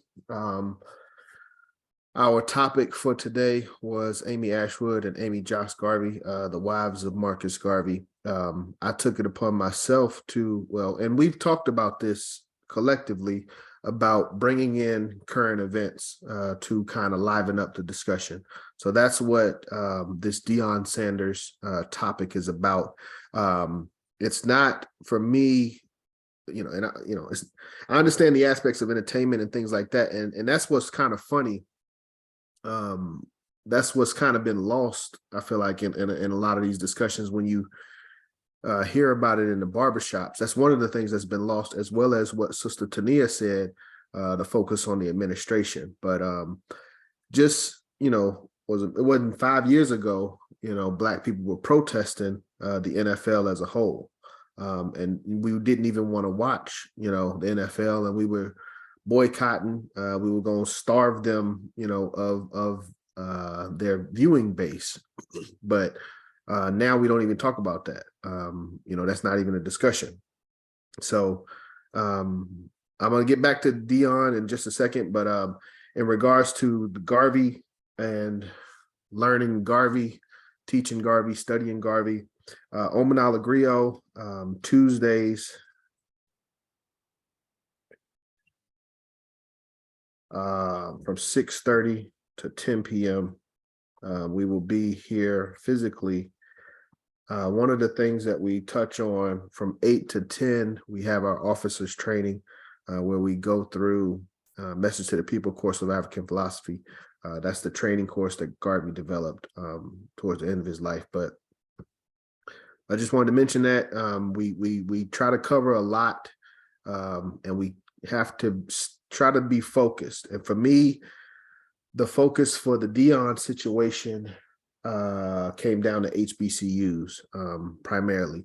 If we're not going to get away from promoting, the NFL, the entertainment systems, at least we can try to build them in our own, even if it's houses built by white people, but houses that we claim are our own by HBCUs.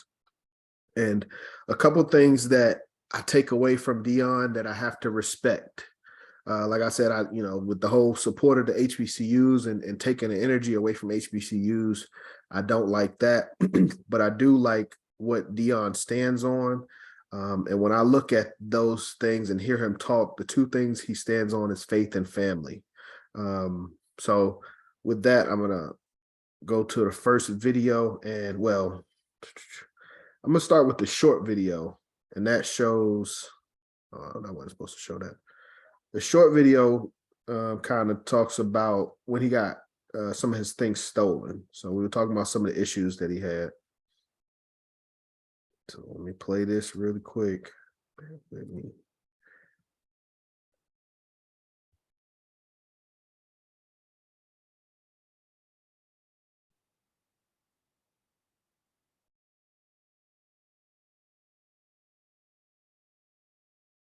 If you're moderate to severe Crohn's disease or ulcerative colitis symptoms are stopping you in your tracks, choose Stelara from the I gotta do this right. Y'all good. Stelara provide relief for patients after just one dose, and only Stelara offers the convenience. Start off by saying God bless you, appreciate you, and everything. Jaques, I'm pissed off right now because I had mixed emotions. We won, kids played really well. But while the game was going on, somebody came in and stole every darn thing I had in my locker room. Oh the my coach's God. office. Oh my God. Yeah, credit cards, wallet, watches. Thank God I had on my necklaces. How? Oh, mercy. So when I talk about quality, raising standards, that goes for everyone, man. Not just the people on the field, not just the coaches, not just the teachers, not just the faculty, but that's everybody, security and everybody. So how do you think it feels coming back after just teary-eyed because the guys have presented me with the game ball, one of the best moments I've ever had in my professional sports career emotionally. And then you go into your locker room, your coach's office to digress, and you notice and you don't even have a phone to call your mama, to call your girl, to call your kids, because it's been stolen. You don't even have the Scully hats that you wore here.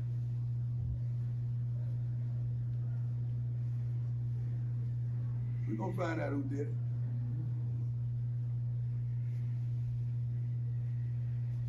Let's flush that.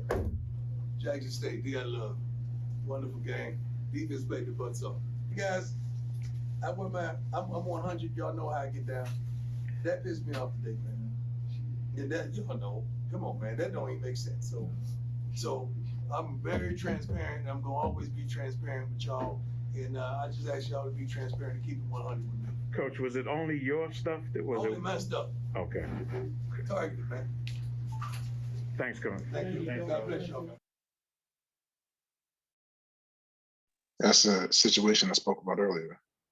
Yeah, so that's why don't you own talking about some of the issues that he put up with. Let me play next video. This is the 60 minutes clip. This is a little bit longer, but it kind of breaks down.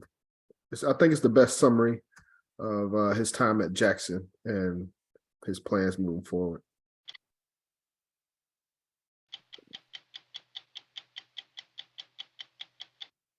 His personality as flamboyant as his football talent, Deion Sanders had two nicknames during his Hall of Fame NFL career. He was Neon Deion and Primetime. But for his latest gig, Sanders high-stepped it to Mississippi, and at age 55, he's now the head football sports. But I'm gonna tell you that was inspirational. You know what I mean? I'm gonna keep it 100. Football to me ain't nothing but man in tight pants chasing balls, but that was inspirational. Thank you, Brother Tula. Anybody else? Anything? Yes, Brother Imhotep here. I used to live in Jackson for 15 years, and one of those street views there on the 60-minute section looked like it was right outside the office there that I worked. I worked there, went to a lot of the JSU Southern tailgating, and they were quite, popular. Southern alumni supported their team. Wherever Southern went, they had a big crowd. And so it brought back memories there. I have not watched football since the Kaepernick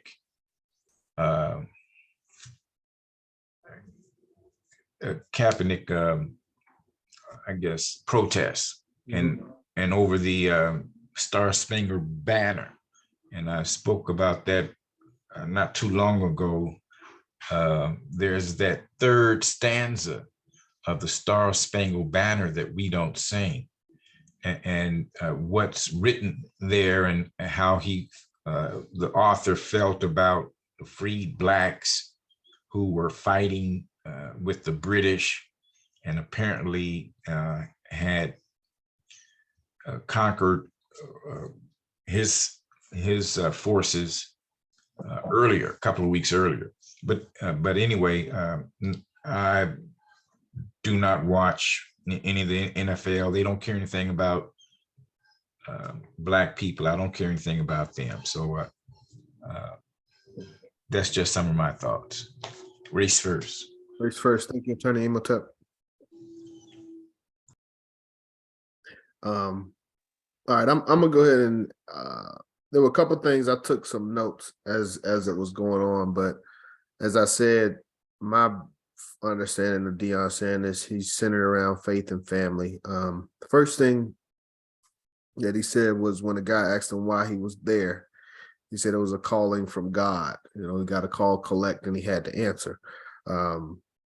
He said the same thing when he was introduced at Colorado, how he was basically called to be there. And that's something I respect. Next thing that he talked about was George Floyd, and him taking the job was partially in response to George Floyd and the things that were going on throughout the nation. He didn't want to be somebody that just commented on social media. So he became active and stepped up to coach at HBCU. He said he wanted to change HBCUs. He talked about the needs,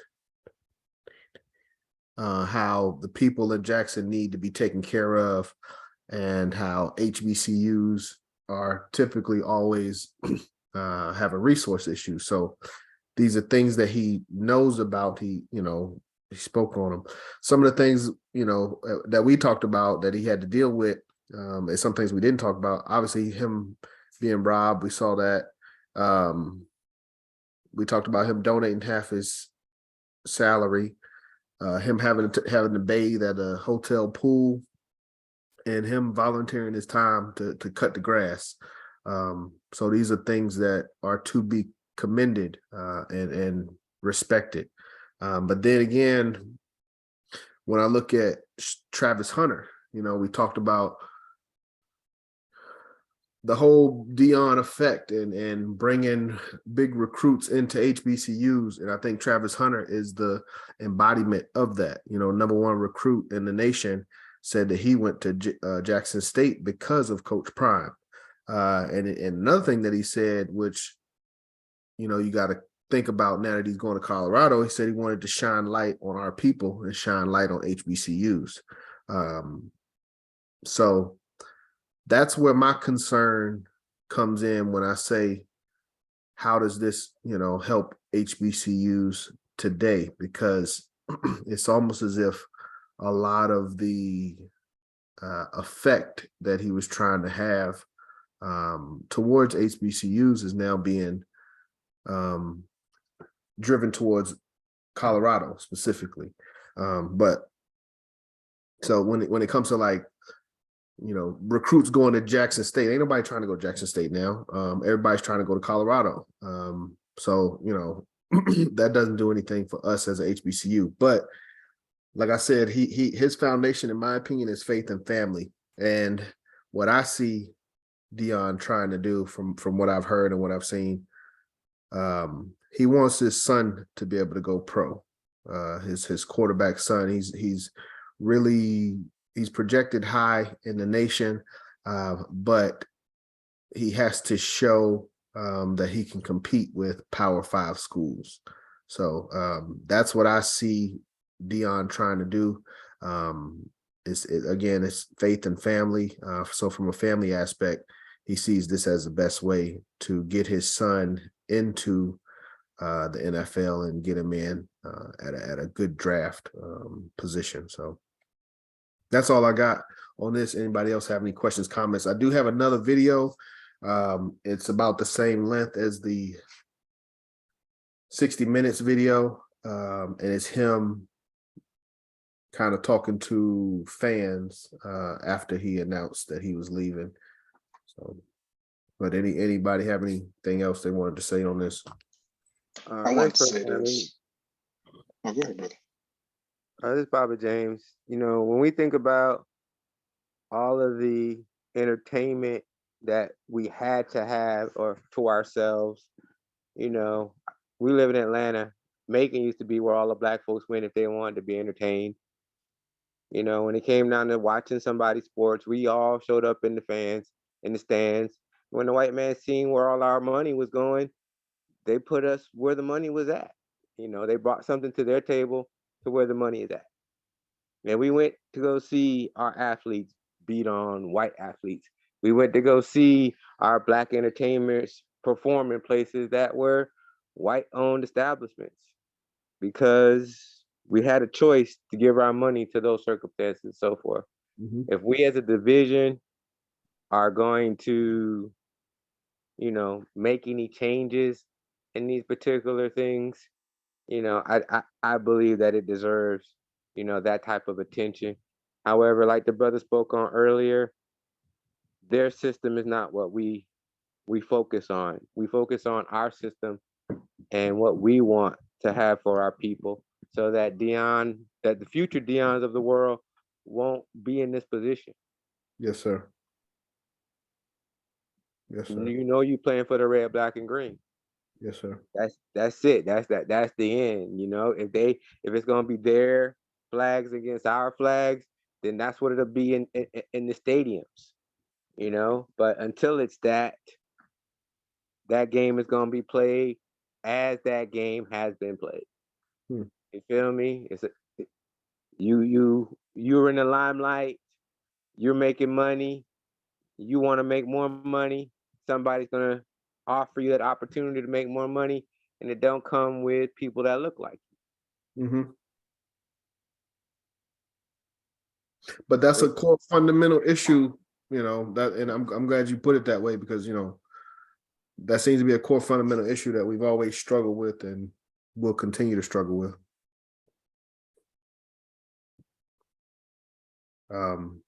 Until you make president of the UNIA, race first. Race first. But I do understand the aspect of one second, and Baba Amin, I wanted to go to Baba Amin, he had his hand up, but I'm just gonna say this. I do understand the aspect of working for the white institution and using your resources to help the movement. I understand that, but that can't be, I don't think if we all did that, that's not a collective solution, I don't think.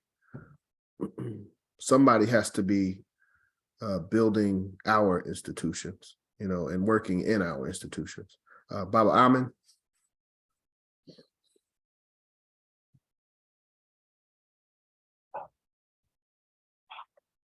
Baba Amin, you had your hand up. Can you hear me now? Yes. All right, give thanks. So yeah, I just I feel like I'm echoing my sentiments before.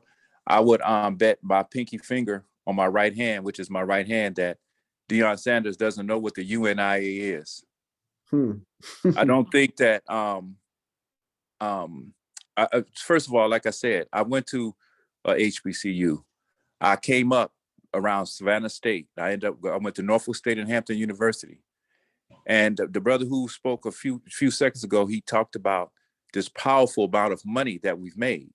Okay, so now the Bayou Classic that just happened this past Thanksgiving weekend, that classic, State Farm supported the classic when they saw how much money we were making. And now white folks, bowls, they have bowl games like we had all the time. The whole Black college football culture is based on Battle of the Bands, which is a huge event, huge dollars being made, and is based on the sponsorship that the bowl get. Now we of course we don't make as much as the white ones did, but we were doing a whole lot with it. And I'm just saying, once again, Deion Sanders, the kid Travis that you talked about, we're losing our soldiers, we're losing comrades to sports. Football leads to CTE, concussions. If someone could please chime in and tell me of a single Black athlete that is a member of the UNIA, the New African Republic, all the other organizations that we have been basically, holding down the liberation movement for our people. And I just think it's a mistake for us to depend on entertainers and athletes for anything. As a matter of fact, I say to all my comrades out there, if you're back and forth about entertainment you're confused about the fact that Colorado they offered the man $29.5 million.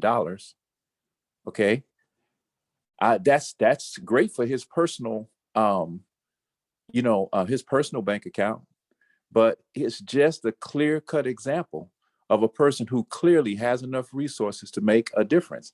I would be impressed if I don't know if you also have studied Deion's net worth. You know, the man's not hurting for money. He's not climbing up any social ladder right now. He's pretty well off, and even the wife he married, Tracy Edmonds, she's well off as well. I appreciate him sending his son to that black school. Okay, that was cool, but I just don't have any expectation. He said, what I heard in that interview was him saying, when one of those white schools offer me this thing, I'll be a fool if I look at it. No, actually, you a fool if you think that making 29 million being with the whites is better than making 2 or 3 million with your own people. I find that to be problematic. Once again, I cannot depend on entertainers and athletes to make a decision about liberation. Yes, sir. And just 1 second, just a level of context. We are discussing this and we record this discussion. So my intentions for this is not to reward or demonize, necessarily what Deion is doing right now. But it's a lesson for the future. So we really won't know how this impacts us as a community for another 5 to 10 years, and at that point we can say, Deion went off way that made all that money and he didn't give nothing back to nobody, and HBCUs haven't been the same since. But this is just it's more of a lessons learned than anything else. Somebody else had a comment. Yes, we have a brother in our division who used to play professional football for the Miami Dolphins. Tiffany Garvey's husband is an ex-football player. He has the Teach a Child to Fish Foundation. I don't know what his active status is or so forth, but I do know, and you can consult with Brother Ross Marvin. I think we had him on the phone during one Tuesday meeting, and he told us the brother's name, but it doesn't ring a bell when we're thinking about asking Tiffany to come and perform for a Garvey event. But yeah, her husband is a ex-football player for the Miami Dolphins, and he's also a member along with her. Thank you, Baba James. Race first, but not taking away from what the brother said. He's 100%. Yeah. He's 100% in what he's saying as entertainment as a whole in regards to acknowledgement of the UNIA. Yeah. I remember Ross Marvin once talking about Will Smith and his investigation of the UNIA and what we're doing. So, I mean, we do make a footprint, but it's not the one that we want. Race first. Race first. 16 after 7. Thank you, Baba James, for bringing it up, because I was trying to think, like, what was his name? Because I did remember him being on the call, and I couldn't remember whether he was ex or whether he was still playing. But thanks for clearing it up, because I was just about to say something about it. Injured, retired. Brother Sean. Yes, just like I had said earlier, between the entertainment and all that, economics with these people. Always have been about economics with these people. I mean, they offer him a lot of money. But they took him away from his people. They offered him money. Took him away from his people. But even though his people, they didn't live up to their end of the bargain. And to white people, you throw money at the party, we gonna jump on it. It's always been that way. It will always be that way. It's about economics to them. It's about money. At one time, we was picking cotton. Now we are the cotton. Yes, I agree, but I agree, Brother Sean, but the question I have is, when we can't have the same mindset of it's always about economics. The economic battle is one until we become organized and organize our economy. I feel like we're always gonna lose to how much white society can offer our talented people. So like this. I don't know how many sisters is on the phone, but I don't know who they talk to. I just say you talk to brothers that like, I take black people and try to get my education from them. And you know what they tell me? what's that? The same thing I said last week or the week before. They've been fighting this fight that their great grandmothers be fighting. And we fighting the same fight. They sit back and listen to us and say, we still saying the same thing that they were saying in the 60s. It's the same conversation. And you have to look at it from this point. Solomon said there's nothing new under the sun, right? Mm-hmm. We still going around that same old merry-go-round. That same old merry-go-round. They're just throwing money at us. They know we gonna jump on it. They know the majority of us, I don't know why that we would fight for some dead white people that's got their picture on a piece of paper. That's not money. That is a note. And it's funny how, I'm just going to throw this in there, they was talking about reparations, but at the same time, they want to push this, Bitcoin or whatever they trying to do with this money thing. They need to get that jump started. So they pushing this reparations, $300,000 per person. Cutoff line is $19.99. Everything from $19.99 going backwards would get $300,000 to get this started. It just never ceased to amaze me how these people keep their mind on, we gonna give them the money and we gonna take it right back. Mm-hmm. The same thing that they doing with Deion. The HBCU was starting the progress. They looked at the money. You tell me what else they looked at. Look at nothing but numbers. These people deal with numbers. They looked at the money. Deion is the man. He in the spotlight. What they do? Throw some money at him because they see his people is not supporting him. That's what happened to Garvey. That's what happened to all our black leaders that got killed. We did not support them. But we're gonna have this conversation again next year. The same conversation. If I live long enough, we're gonna have the same conversation. We did not support our people who were in the spotlight. But our leaders never went to the other side. They stayed, even if they weren't supported, they still stayed and continued to build the houses that they were building. That's one difference I would have to argue. No, they killed the voice. They did that. They killed the voice. If you look at close, look deep into that. They killed a move. When they killed the voice, they killed a movement. Same thing that Brother Omar be preaching every Sunday when he say Grandmaster Day. They try to take the head, and what do? We sit and have conversations like this about money. Nobody wants to put their life on the line. Understand. Well,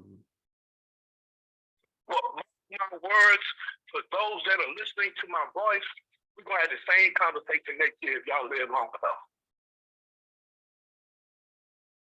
Understand. You know why I said? Because if some brothers back in the 60s told me, if I'm living it right now in my time, the grandkids going to be sitting up there saying, well, Dad, y'all Y'all was born in the 60s. Y'all came along the 70s, 80s, 90s. And now we still fight this same fight. Mm-hmm. It's always going to be about economics.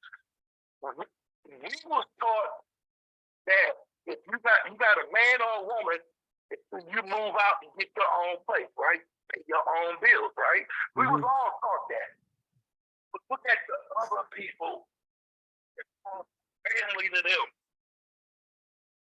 It's family. And what they do, they pool their money. They pool their money together. We always talking about this, we talking about that, but nothing is ever getting done. Okay? Like Malcolm said, if you pull the knife out of my back 6 inches, you think you did something, it still got 6 inches still left in there. That's not progress. Mm-hmm. Race first. Race first. Thank you, Brother Sean. Any other comments? I would say this, about the video, since, originally, you were asking about the video when we paused. Yeah. I had actually never heard about that HBCU, Jackson State, until Deion connected himself with that school. So I didn't even know that was a HBCU or just a school in general. Really, I wasn't paying attention to that particular school. So it actually brought an awareness to that. Just for me personally, it's a lot of HBCUs. It's actually about 50 in the country. Everybody didn't know that. But, that helped me personally. And also it just brought more attention to HBCUs in general, which I really appreciate, and just got us focusing on the topic. That's one of the things I like about this conversation, even though I don't feel as though quite a bit of aspects of sports and entertainment is really necessary for us to speak on, but I like that it helps to be able to open up conversations like this.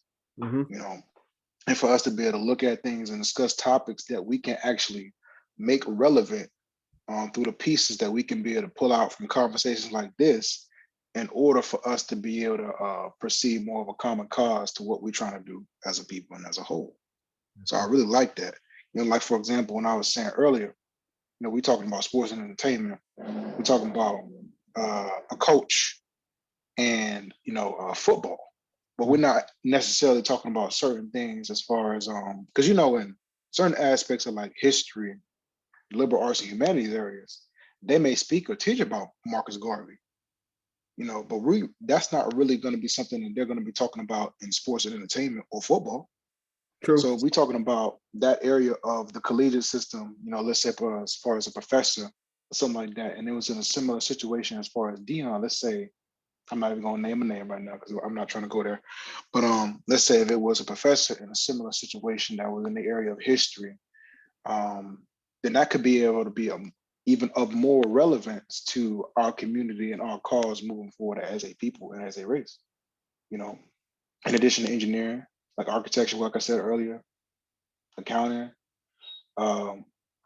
just certain aspects of science and STEM, and just different other areas of different degree paths and different areas of education at the collegiate level, since we're talking about that subject of relevancy that we could be focusing on. So we're pulling aspects of that from this particular situation from Deion.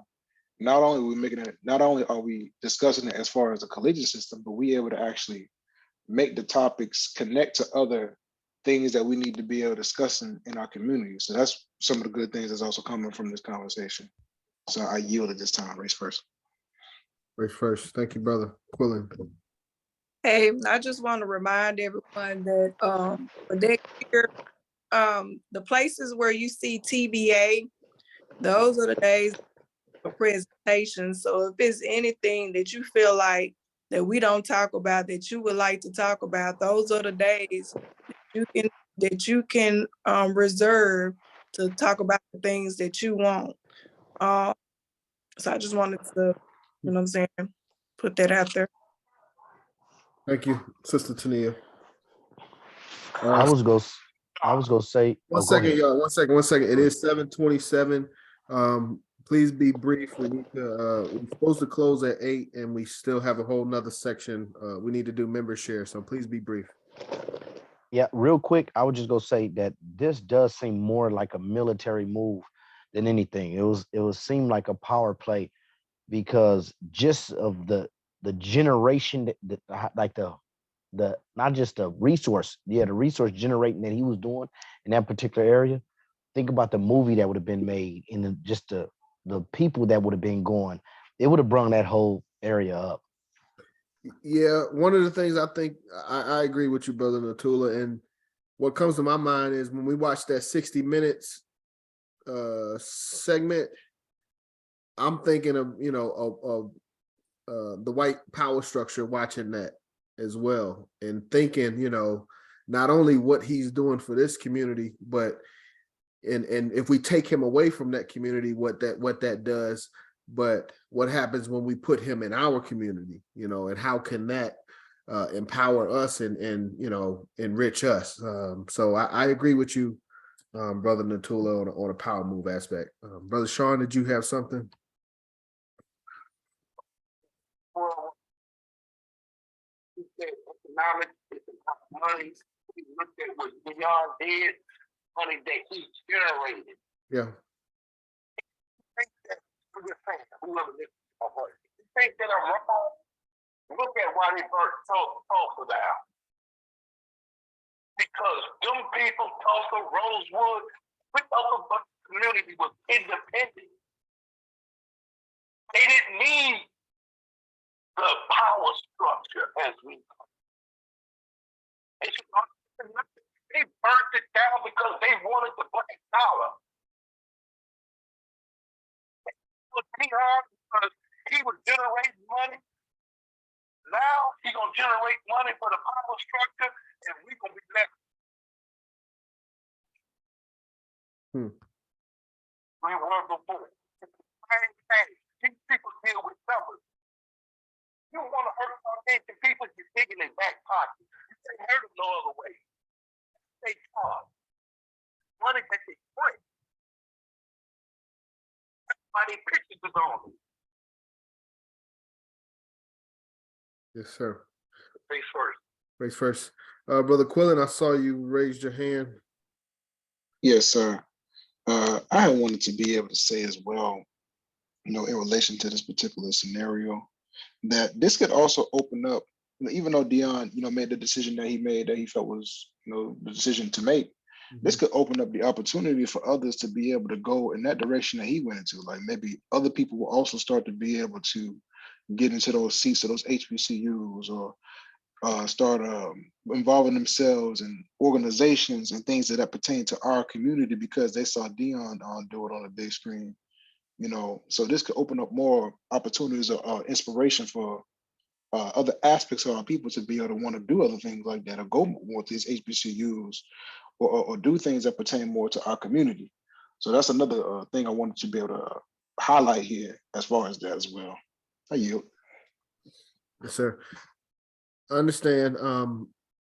But one of the things that they said in the 60-minute doc segment again was I think it was the director of the conference, the SWAC conference. They were asking them like if they expected the type of impact that Deion would have, when he came, and he said no, he didn't. And he was saying like he also elaborated. He said I didn't know the difference between a star and a superstar.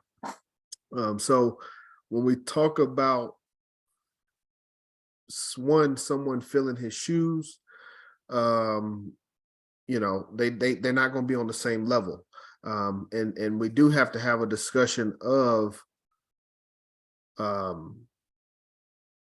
the responsibility of these superstars, because in a sense, we do make them superstars based on our support throughout the years. So once they do become a superstar and they have this superstar ability, how do they use it? And the last thing was also in the documentary, it talked about the attention that Deion has, the magnetism that he has, and how that created a revenue spike for the school as well as the conference. But these are things that I don't think you can duplicate, because Eddie George, also a famous football player, he's a coach, I think, at Tennessee State or something like that. But it's no comparison, between him and Deion in regards to magnetism. Final questions, comments before we move to member share.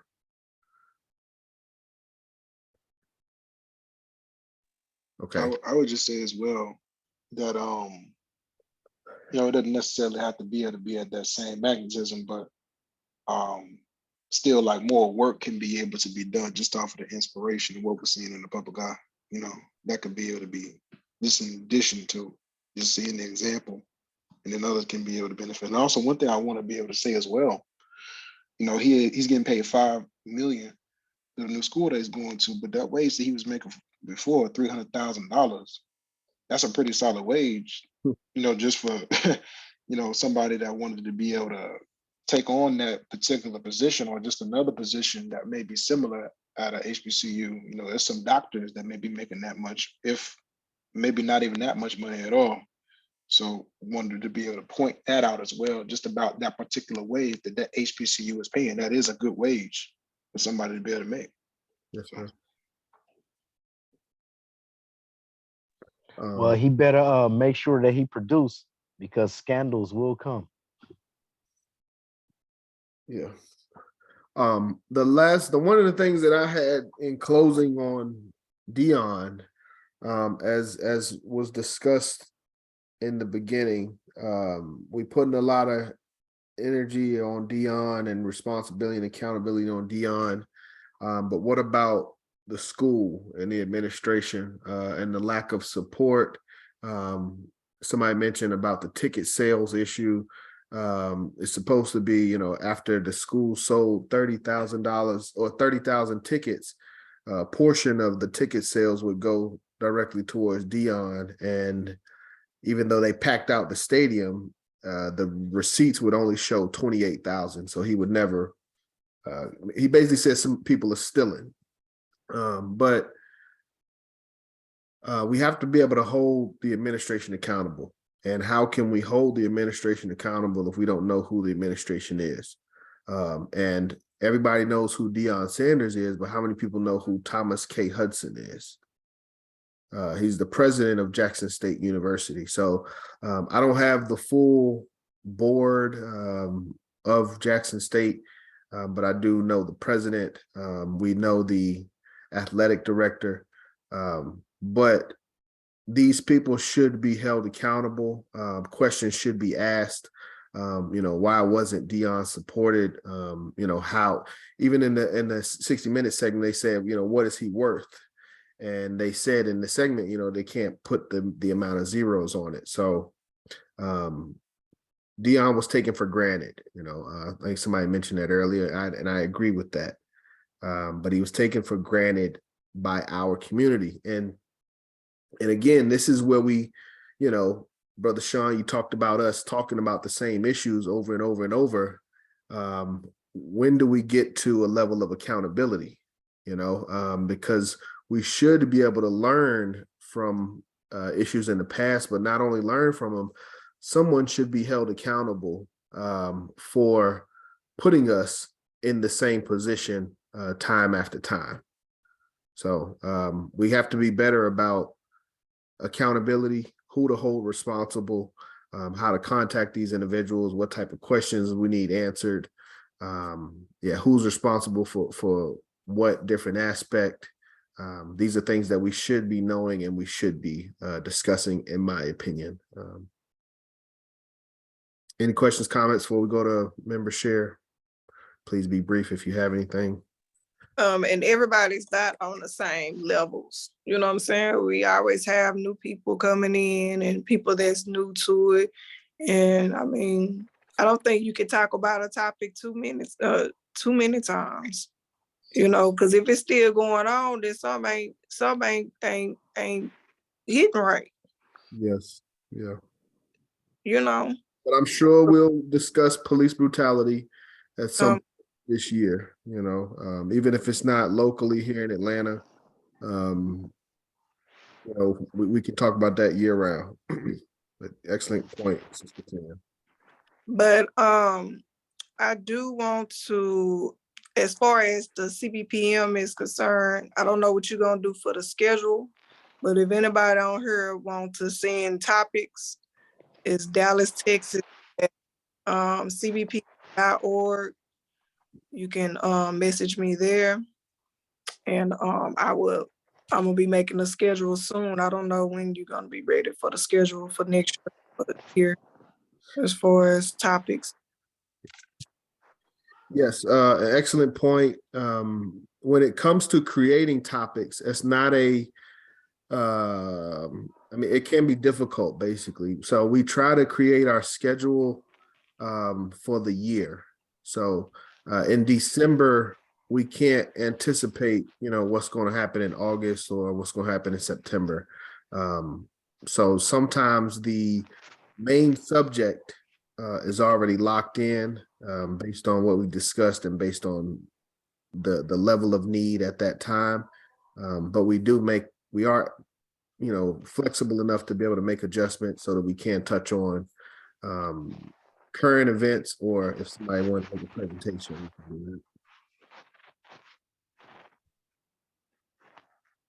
All right. We'll go straight into member share at this point. If anybody has anything to on the subject, they can share it for member share. So brothers, we have to be good listeners, so we allow our sisters to speak first. Sister Tania, you may be the only sister on right now. Yeah. I just hope that we can keep with the current events. I think that, we don't need to get too far away from what's going on out in the world, because I mean, that's what you see everyone else is talking about it. That's a good conversation starter, or if you hear someone talking about it, that's a way to, interject yourself in there, and, you might be able to help someone out. You don't, what I'm saying, with your comments or whatever. I think that's it. I do like doing the current events. I wish we could have somebody over it, because sometimes I don't have time to keep up with, to actually go research everything. Like, I see everything happening, but yep. I don't want to just come with no rumors. Yes. Yep. I understand what you mean. And yeah. Sometimes we can be perceived as being late to an issue, but I would rather us be late and have the facts laid out rather than trying to be the first. We're not TMZ, we're not trying to break the story, and that's not what we are here for. Like I said, my take on it is we're trying to build a collective mindset amongst our people. What is acceptable, what's not acceptable. Not to say, shout out to Dr. Umar. I think Brother Sean mentioned Dr. Umar, but we're not saying we're about to be giving people lashes or anything like that, but it's just a discussion, so that we don't have to keep repeating the same issues over and over to where, you know what I'm saying? It's the same things over and over, and we change our minds on what we accept. So, Sister Nia, were you complete? I'm sorry, I feel like I jumped in. Yeah, pretty much. That's basically what I was thinking. Just like I said, I like doing different topics and stuff. You know what I'm saying? I've been doing meetings here since 2014, 2015. And I'll say that when I do focus on issues dealing strictly with the UNIA and dealing with organization business, we don't really get that much response. I mean, that's just the truth of the matter. You know what I'm saying? When we really do get participation and really get responses is when we do current events. Yeah. Just the truth. So I know some people like, well, let's just focus on this. I mean, so that I can be the only one talking. Yeah. When I ask anybody got comments or questions, no. Yeah. Wow. Thank you, Sister Tania. Yes, thank you, Sister Tania. I'm not going. Were there any other sisters on the call before we go to our brothers? Any other sisters? Okay. Let me jump over to our brothers. There were two brothers on the call when I started the Zoom. First brother, I want to bring in UNIA member 172 out of New York, Dr. Shams. Greetings, Dr. Shams. Race first. Race first. Yes. What I have to say is that Willie Lynch played a dramatic role in how we look at each other as well. That's why on the website I have reversing the Willie Lynch, and the first tenet of that, the first #1 article on that is that Willie Lynch is powerful as long as we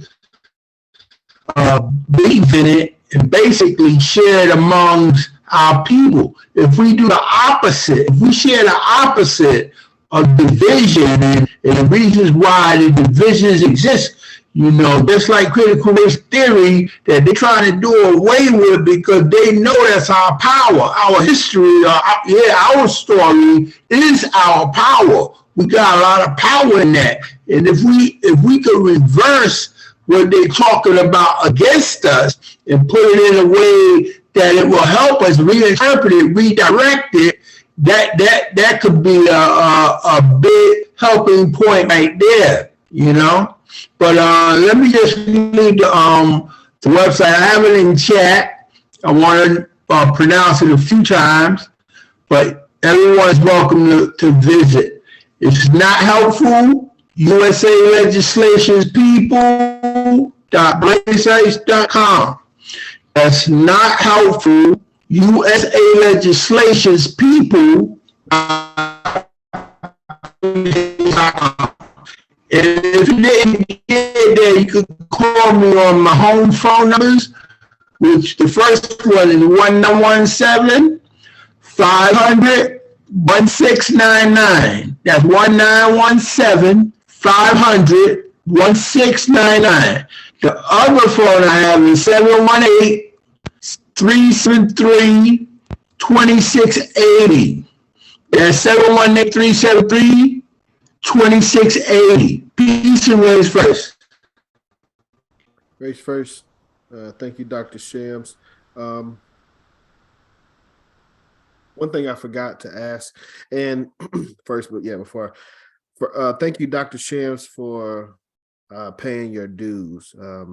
We received your dues payment, and I wanted to open that up to everyone on the call to invite everyone to pay dues or provide a donation to our Cash App, please. And I'm gonna share that. I'm gonna share that in the. That's all I was gonna ask about the dues. I want to get caught up. Yeah, just throw something that you can in the Cash App. It really only takes $3 a month is our monthly dues. So that's all it takes to take care of your monthly dues. But if you want to pay more than 1 month or just help us out, Cash App is a great way of doing that. So thank you, Dr. Shams, for your contributions and those comments. And Dr. Shams' website is also in the chat. Next, brother, I want to bring in UNIA member 449, I believe, Brother Art. Greetings, Brother Art. Greetings, family. I really enjoyed the discussion tonight. It's very interesting and very informative. That's all I got tonight, buddy. Thank you. Thank you, Brother Art. We always appreciate you being here with us. Brother Art, are you still doing the secretary work? Yeah, I'm gonna try, brother. Were you taking notes tonight? I took some. Okay. I'm gonna get with you. I'll let you know what the expectations are. Okay, all right, Thank you, my brother. all right. Okay, with that, let me go to our next brother. Let me see. I'm gonna jump to our elder, brother, UNIA member 165, Legal Defense Committee Coordinator, Attorney Imhotep.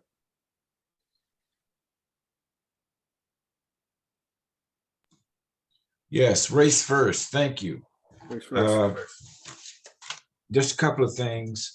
Today in African history, December 11th, 1964, Sam Cooke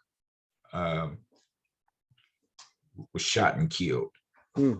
Yeah, and he was born in Clarksdale, Mississippi.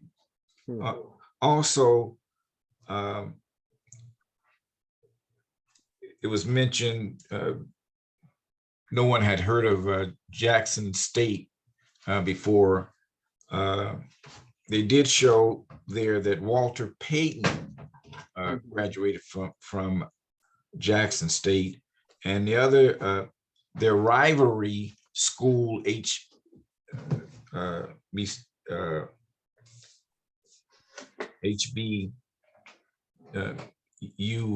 school was Alcorn State.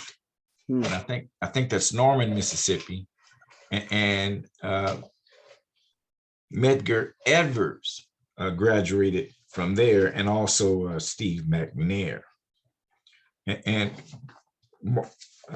the Morgan State singers sing the four stanzas of the Star Spangled Banner.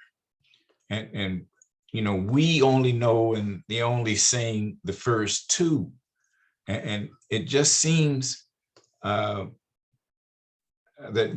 when we are forced to sing it, or what was, you know, gladly, you know, singing it, and Whitney Houston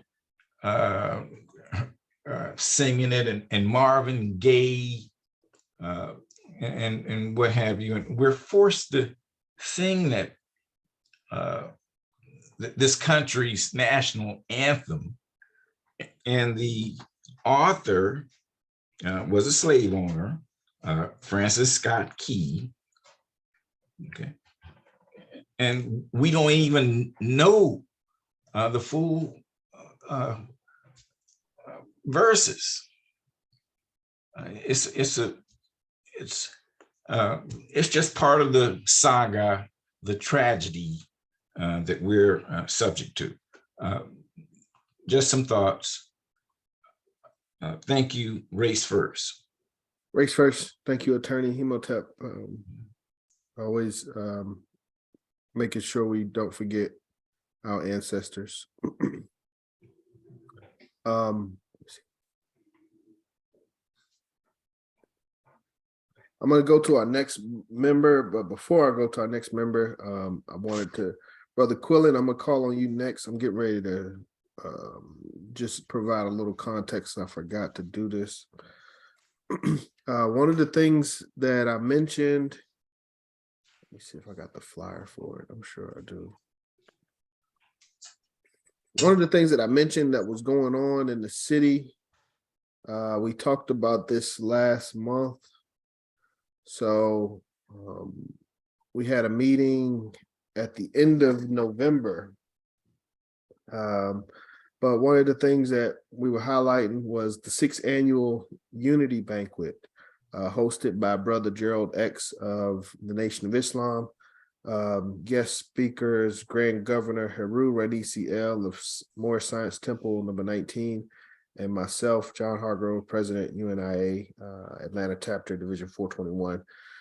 So let me see, December 6th. So last night, it was supposed to be from 6 to 9. That thing ended up being super long, but that's where I met Brother Quillen. He heard some things that I had mentioned about Marcus Garvey and his teachings, and some HBCUs, Bible scriptures. And he asked for some information about our meetings, but I just wanted to share with everybody the importance of these banquets and our strive and work for unity.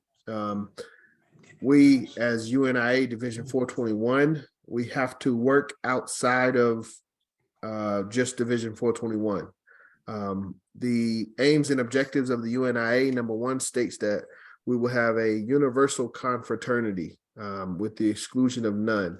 So every member of our race, every melanated member on the planet by race is a member of the UNIA. So we should be working with them. We go beyond national boundaries. We go beyond linguistic barriers, and we also go beyond religious differences. So this is something that's very important for us. We're trying to do our part to set an example, or at least, I mentioned the word hypocrisy earlier, but if we were to try to criticize how other cities unite and work together, but we're not showing an example of how we unite and work together, I would consider that a form of hypocrisy. So without any further ado, I wanted to introduce Brother Quillen from the support of the Moorish Science Temple, Temple number 19. Greetings, Brother Quillen. How you doing? Oh, it's truly well. Greetings, Brother John. This is our member share time. So you can, it's up to you. You can speak on the topic.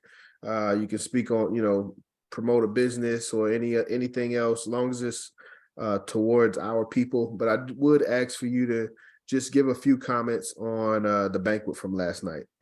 Oh, yeah, sure.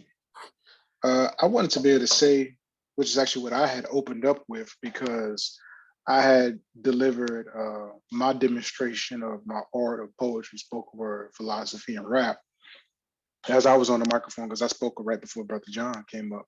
Yes, and I did my demonstration. But before I spoke about that, I had just stated, how important it is for us to be able to come together in that, you see it says unity banquet, how important it is for us to be able to come together, because had it not been for that particular unity event, I wouldn't be on this call being able to speak right now. And Brother John and I, we wouldn't have connected. Or it probably would have came around another opportunity for us to do so, but who knows when that would have come. So that's why it's so important for us to be able to get together with our people, especially when we're doing things productive like how we were doing them last night. Brother John, myself, other keynote speakers, like he mentioned, like Brother Haru, Grand Governor of the whole entire state of Georgia over the Moorish Science Temple of America, spoke last night. Student Minister Stanley Muhammad, who's very well respected and put in a lot of work with the Nation of Islam and just our community as far as our people for a very long time. And Brother Ibrahim Muhammad, who also worked directly with Minister Farrakhan for a long time and also helped to be able to rebirth the Nation of Islam as we know it today under the leadership of Minister Louis Farrakhan. And he was also a part of the Nation of Islam when the Most Honorable Elijah Muhammad was on the scene as well. So he actually was the first, he was in the first resurrection of the Nation of Islam, as well as the second as well. He was the keynote speaker for that event. And also good events like that is very important because you get to meet a lot of powerful people. I think a lot of times we don't think about that. I remember I had a friend of mine say, the fact that Minister Stanley and Brother Haru, he said, some powerful people. But I'm not always thinking of it like that. I'm thinking like, oh, that's Haru, that's Minister Stanley, those are my friends, those are my brothers. But I'm thinking about that at the same time, like, what, that is a very powerful brother. Brother John is a very powerful brother. I don't mean to put the spotlight on him, but he's in the spotlight. But we think about it, these individuals, like they may be people that do regular things, but they're also people that have, worked and elevated themselves to certain positions to be able to make a difference in our lives, in the world, and in other people's lives, to where they have elevated themselves to certain areas of position to where that increases power for themselves and also ourselves as well. I want to be able to say there is going to be a birthright celebration at the Dr. Martin Luther King Center for Prophet Noble Drew Ali, the founder and grand supreme ruler of the Moorish Science Temple of America. That's going to be taking place January the 8th in the evening time. So tickets are $20 for that. So if you would like to be able to attend that, please come on and do so. I definitely will be performing there again, putting down something very special. And then, of course, the Grand Governor of the state of Georgia, who sits on the Supreme Council of the Moorish Science Temple of America, which is Grand Sheikh Haru Ranisi El, will be speaking at that event as well. And there will be some honors given out also, in addition to some other speakers who I did not name.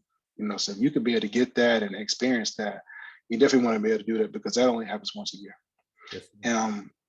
But it's very important for us to be able to come together, put together events to where we can be able to meet each other, or certain events to where we know our brothers and sisters are going to be there. Let's do that, because if we can be able, that's what they don't want. That, and I mentioned that last night, our oppressors and also the people who may want to be able to hold our people back. They don't want us to be able to come together like that. They don't want, you know, me and Brother John to have met last night at this particular event. And now we on this call, and now we're talking about some very important things that can not only help everybody on this call, ourselves as individual brothers, but it can be able to help to elevate our people, and also just you know, make the world better at the same time. That's something that they don't want, that happened last night because we were in that particular facility. It doesn't just have to be at a Unity bakery, it could be at just different other things. And just you know, us really have a message about what we're saying, you know, us really talking about something, you know, at least putting in that sincere effort, you know, wanting to be a part of the cause. I'll go ahead and yield at this time. Thank you, Brother Quillen. Excellent points. And for this is Brother Quillen here. But as he said a lot of great things, a lot of important things. First, I want to touch on the celebration for Noble Drew Ali. So January 8th of next year, tickets are $20.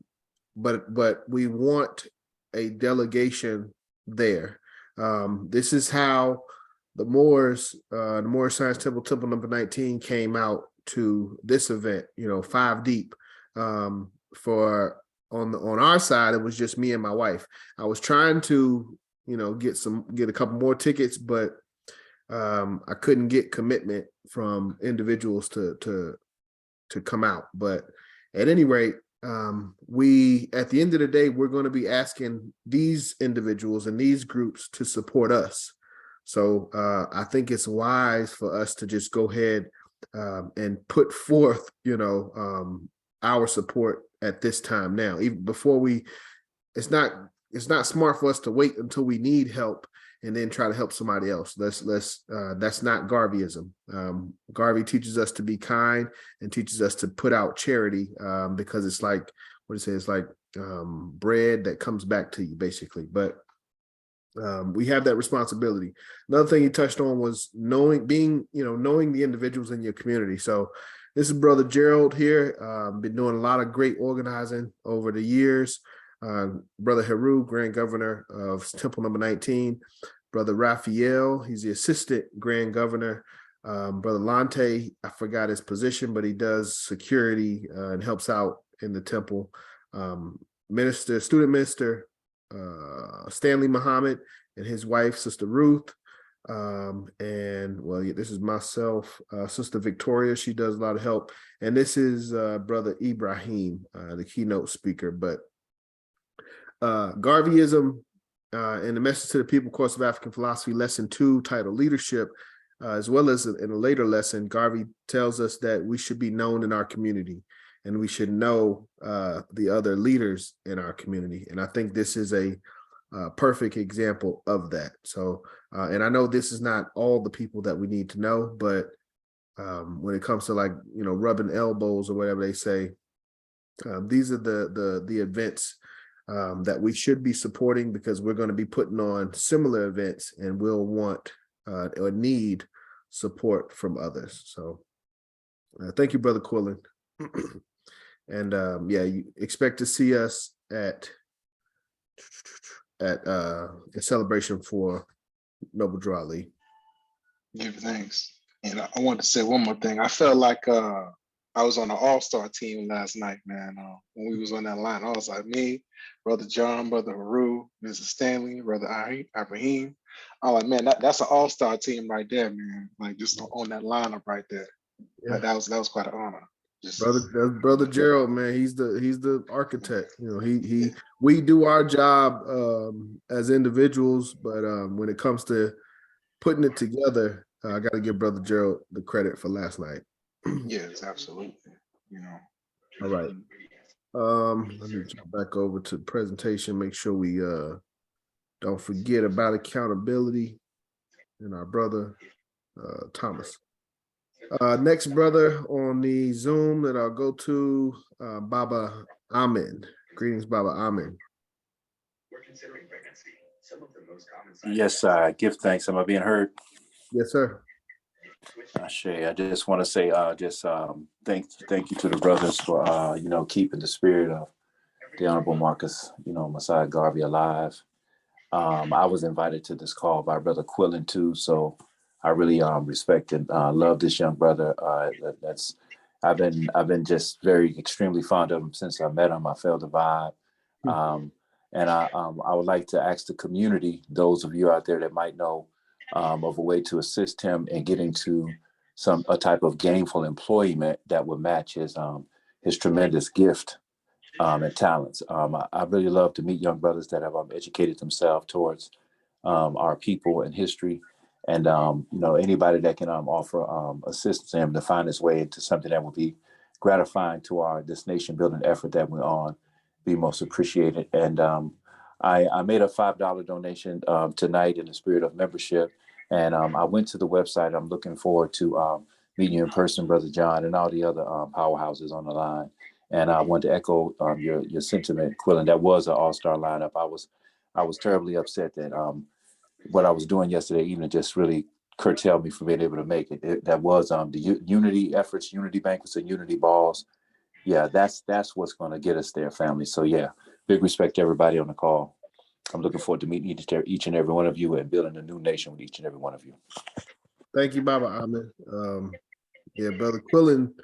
Yeah, you're special in a good way, but I forgot who it was, but somebody called you out, like not even based on your spoken word. They called him out and said like he was special. When I spoke with him, I gave him my opinions on what I thought, and then seeing him here, not only him but inviting, sharing the information with others. It's a very special brother.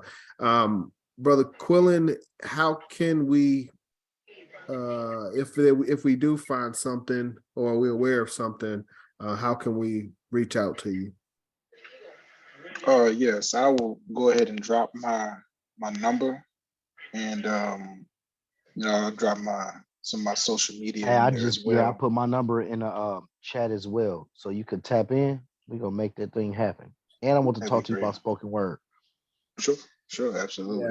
Yeah, I'm gonna call you on spoken word. We doing a Kwanzaa event at the end of the month, and we're gonna need some spoken word artists as well. Okay. But yeah, drop your information. And what do you have any specialties or anything or past experience in anything in particular? Yes, I do. I have a trade in information technology. So I've been working in that for some years and looking to be able to. I have a lot of work experience in that, and also have the education in that information technology, and also in cybersecurity as well. So both of those, and also I have my undergrad degree. My undergrad bachelor's is in philosophy and religion, and my master's degree is in African studies. So I did my bachelor's degree at FAMU. I did my master's degree in African studies at UCLA. So if I could be able to get into the education realm, the collegiate level, or grades K through 12, that'd be excellent. There's things that I could be able to do that I can be able to utilize those areas. That would be excellent. And other opportunities as well, I'll be open to as well, even if they're not directly related to those. Yes, sir. Yeah, just drop your information, and the brothers on the call and the sister. We'll see what we can do. Give thanks. Do it right now. Okay, let's see. Next, I want to bring in, let me go ahead and jump to our Colonel of Legion, Bobby James. In Jacksonville, who both played well. Brother Ross, I gotta mute you. I'm gonna call on you next. Go ahead, Bobby James. Race First family. I wanted to reference what I left in the chat in regards to the Garvey Acts Worldwide website. If there's any members on the call who want access to the social media or the back office of Garvey Acts Worldwide, please send me a text with your email address at area code 404-254-9418. The Amanella is looking for volunteers on the 23rd for a toy giveaway. Brother Kevin, who's worked with us at the Amanella, has asked for our division's help in the volunteer time service. So we're not asking anyone to bring toys, but we are asking to donate some time.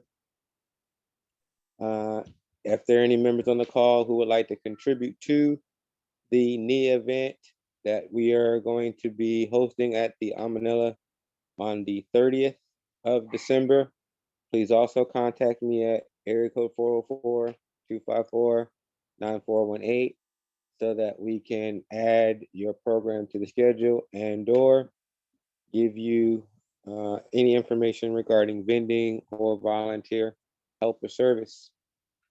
To the brother who was speaking earlier in regards to 12 through K in the educational system here of Atlanta, I do have a communication with all the African-centered schools here that are based on those particular grade levels. My phone number again is area code 404-254-9418.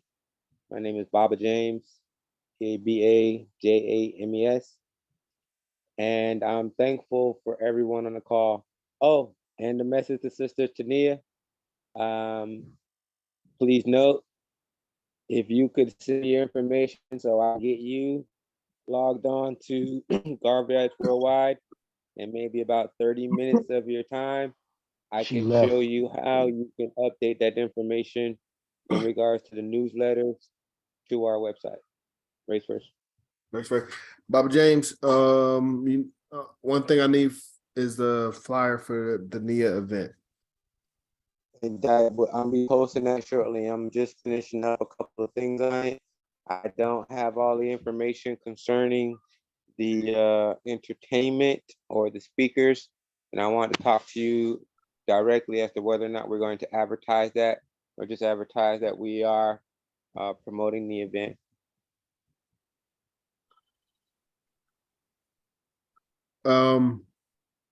At this time, I mean, I would go with just the event. My thought process is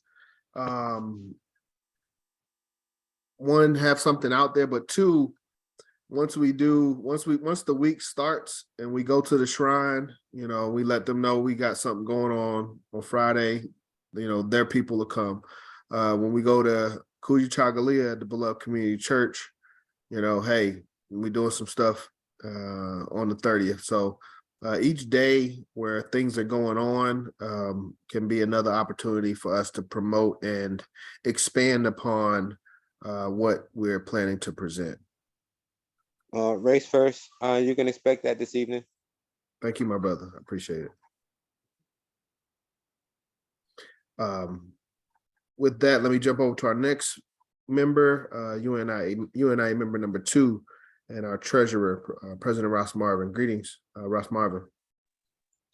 Greetings, President John, and greetings, family. And greetings definitely to our guests today from the Morris Science Temple and anyone else who joined us. I've been listening in. It's been a nice meeting tonight, and I love the unification that is being demonstrated. And that's all I have to share right now. Oh, by the way, President John, we received the Black Seeds calendar for 2023. Okay.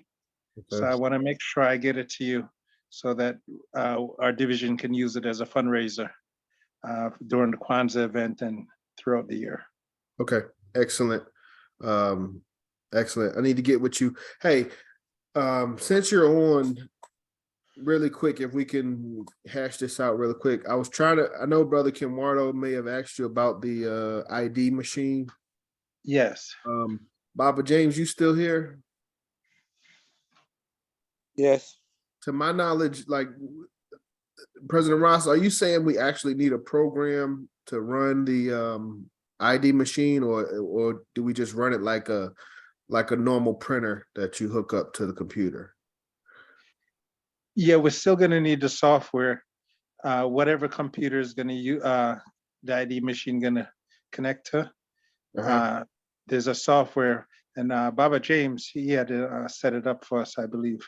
Or I think last time me and you had set it up, President John. But I believe that there's a software that goes with it. Baba James, is that your understanding as well? The software he's referring to is the printer driver.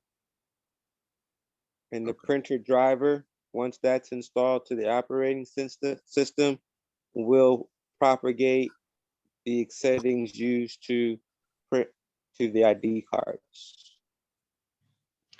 Right. If we have outside people or any outside source of the ID card, we need to give them the specific dimensions for their document. Otherwise, you have problems in regards to printing up the IDs. Those are the two main requirements, that you have a document of the correct sizing and that the correct printer drivers are installed onto the machine. Well, I have the document of the correct sizing.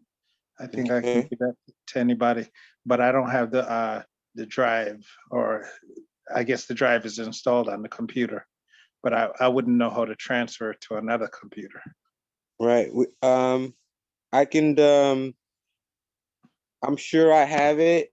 I'm just going to need the model number of the printer so that I could refresh where I have that print driver software. Okay, so I guess machine name and the model. That's it. President John, which computer were you thinking about having the software installed on? On my personal Okay. laptop. So then me, you, and Baba James would have to meet together so we can make sure that happens. Okay. What's your schedule look like on the weekly? Like, what's your best days to meet? Any day in the evening is good. Any day after 5 is good. And Saturday and Sunday is good too. Okay. We might be able to do it Wednesday. Okay. That'll probably be the earliest that I'm available. Okay, so good. Well, I'm available Wednesday evening. Yes. Okay. We'll talk about that more later. I don't want to hold everybody on that. Let me get through member share and we'll close out. Next member I want to bring in Natula. I forgot your member number, but I know you are a registered member. Brother Natula, aka Black Power Banging. All right. Did you get the payment? I want to make sure it went through. I just sent it. But yeah, man. And the discussion, I know I came in late. Love the discussions as always. Amos and Wilson has said that it's not the fact that we argue, as long as we argue fair. So any disagreements that in situations like this, if all of us could remember that we trying to do it all to better our people, and everybody have different paradigms. And Booker T. Washington said, cast down your buckets where you are. So if we just starting where we are, we know where we want to go. We can't just jump there. It's going to take work to get there. Another thing Amos said was, he said, parents be saying that they want their children to get the same education as white folks. And you say you can't get the education same as them. You could be sitting in a classroom with them and you still going to get a different education because they have different backgrounds, period. So when we start looking at and start talking about these institutions and us going into them, is preserving our African mind and preserving the reasons why we do this. We trying to get things to come towards us. So just taking all these and placing all of them and putting them all together, then it'll help us get direction. So I know, like, living in a city of Los Angeles, we was destructive. We lost a lot. But right now we're looking at the reaction. I mean, therefore, every action, there's an equal and opposite reaction. There was a great migration. A lot of brothers and sisters left the South. They are all coming back. So by us, if a lot of us are in the southern states right now, we have to plan for that influx that's coming back. Yes, sir. So we knowing it's coming, what plans do we have for it? So that's housing, that's HVAC, that's hell. Like the brother said, he does cybersecurity. If we start setting up these structures now, we could prevent a lot of brain drain. We could start hiring the young brothers and sisters that's coming into these industries. Then we could even start to transport some of this abroad. Once we build up here, hell, they don't have, like Chinese, they start sending brothers, sending their folks to Africa and start building stuff. We could do the same thing. It's just plotting and planning for the future. You know, my number in the chat, tap in, let's build. Yes, sir. Thank you, brother. Race first. Race first. I did receive that, and very much appreciated. Thank you very much, my brother. Let me see. I think Not that's, to cut you off. go ahead. Hey, the brother, I really want to get at you on that poetry. I got some stuff planned, and it's also I'm gonna use poetry to tie in basically like certain Black groups and try to bring them all in together with poetry. So now we're meeting up there, and that will also help us meet the minds. So this is bigger than just us just spitting bars, but even though we're gonna spit bars. All right. Yes, sir. Brother Quillen, are you Brother Natula, we got to get together. Brother Quillen, are you familiar with Brother Gerald? He does like poetry circles. Are you familiar with that one? He's over Gerald X. Yes. What type of poetry circles you referring to? I'm been familiar with Brother Gerald for many years, but I'm trying to see what specific you're referring to. Have you never done any poetry circles with him? Is that what it's called? Technically, yeah. I've done other poetry events. This is not the first event I've done. I've done several events with Brother Gerald. Really? With poetry. Yeah, I've done several events. Okay. All right. Well, never mind. You that's what I was asking. Are you in the group that he does poetry with, basically? Oh, yes, sir. Okay. I thought you were referring to something else. Okay. No, thank you. I'm gonna be for the 30th. We got it right here. Poetry is one of the things that we wanted to highlight for that day. So I'll be reaching out to you and you too, Brother Natula. So thank you. 30th. Okay. I think that's everybody on the Zoom. We've got a couple brothers on the conference line. Brother has been waiting patiently, been in the green room, quiet, ain't really saying nothing. CBPM member 2714, East Cleveland, Ohio, Brother Omar Mukhtar. Peace to the family. Peace, Brother Omar. Thanks, brother. It's always a pleasure to talk to the family. It's always stay prepared for peace in a time of war, prepare for war in a time of peace. This is our war report from the front line. As you know, I want to always salute the minister. And if I say the minister, and we don't know who I'm talking about, we have a question. I'm talking about Minister Louis Washington. We have to understand when whether you heard it, when it happened or not. In 1999, they put it in the minister. And if the devil had been successful, we would have not had the $1 million. One or two. Reported by the New York Post. So the war continues. Well, as we continue with the war report, so we have to consider the root and the Black National Movement up in East Cleveland, Ohio, course, if we have not heard, one brother has been accepted as another political prisoner, Brother Najeem Muhammad. If you did not see the case in Kentucky, when they were going after the Sea Devil that was involved with the killing of Emmett Till, the little up there, the brothers up there putting in the work on the front line to secure justice for Emmett Till.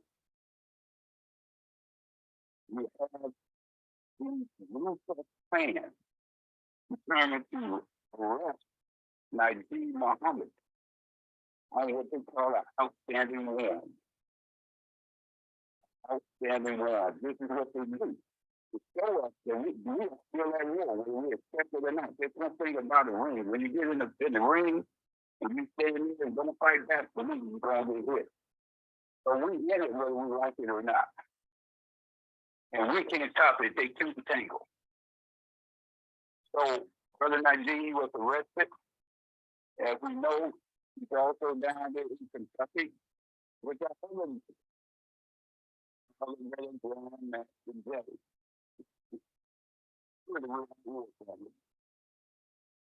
we think these are just isolated incidents. We should go down the rest of the list if we think this is isolated. Okay, so he was arrested. At the event, when he was out there protesting for justice, they're going to tell him he had the outstanding warrant. So let me share some with you. I watched the video. I posted the video. And by the way, to secure everybody, the brothers being taken care of, our lawyers up in Ohio are taking care of the brothers. And we're about that, we got this. We have to be able to function like that. Where he have a warrant out in Ohio, we call the attorneys and took and stamped the indictment in our possession. That's how we're supposed to operate as a black nation within a nation. We're supposed to be able to function because we know we are war. We know they're going to put targets on. We know they're going to put something on. You have to understand, they're getting UNIA-ACL represents 3 times on something. We should not be surprised like this, but we hear it, people fear it. So, as we know that our brother is in good hands, so we're not going to worry about that right now. Anybody who wants to keep in touch or keep open what's happening, what you want to do. At the next, well, we put it, you'll get your update. And we thought that some of the brothers might get that. So we're going to continue to move on it. So I think it's also, and I think it's something at the prisoner of war. Najeem Muhammad is in Kentucky at the prisoner of war. We are at war with the 13th colony. And we have to understand it. Also, we also say that I'm going to hold on to continue to work with us on the front line. And I know when I say these names, you might not know these situations. But somebody got to be the ambassador for justice. So when these things happen, we have to know what's going on with our people, Africans from the Africans and abroad. So we have to know what's going on with our people. This brother is scheduled and he's April the 6th, we're first hearing to start getting the people or the devil together. Our brother for allegedly shooting a police officer, not a peace officer.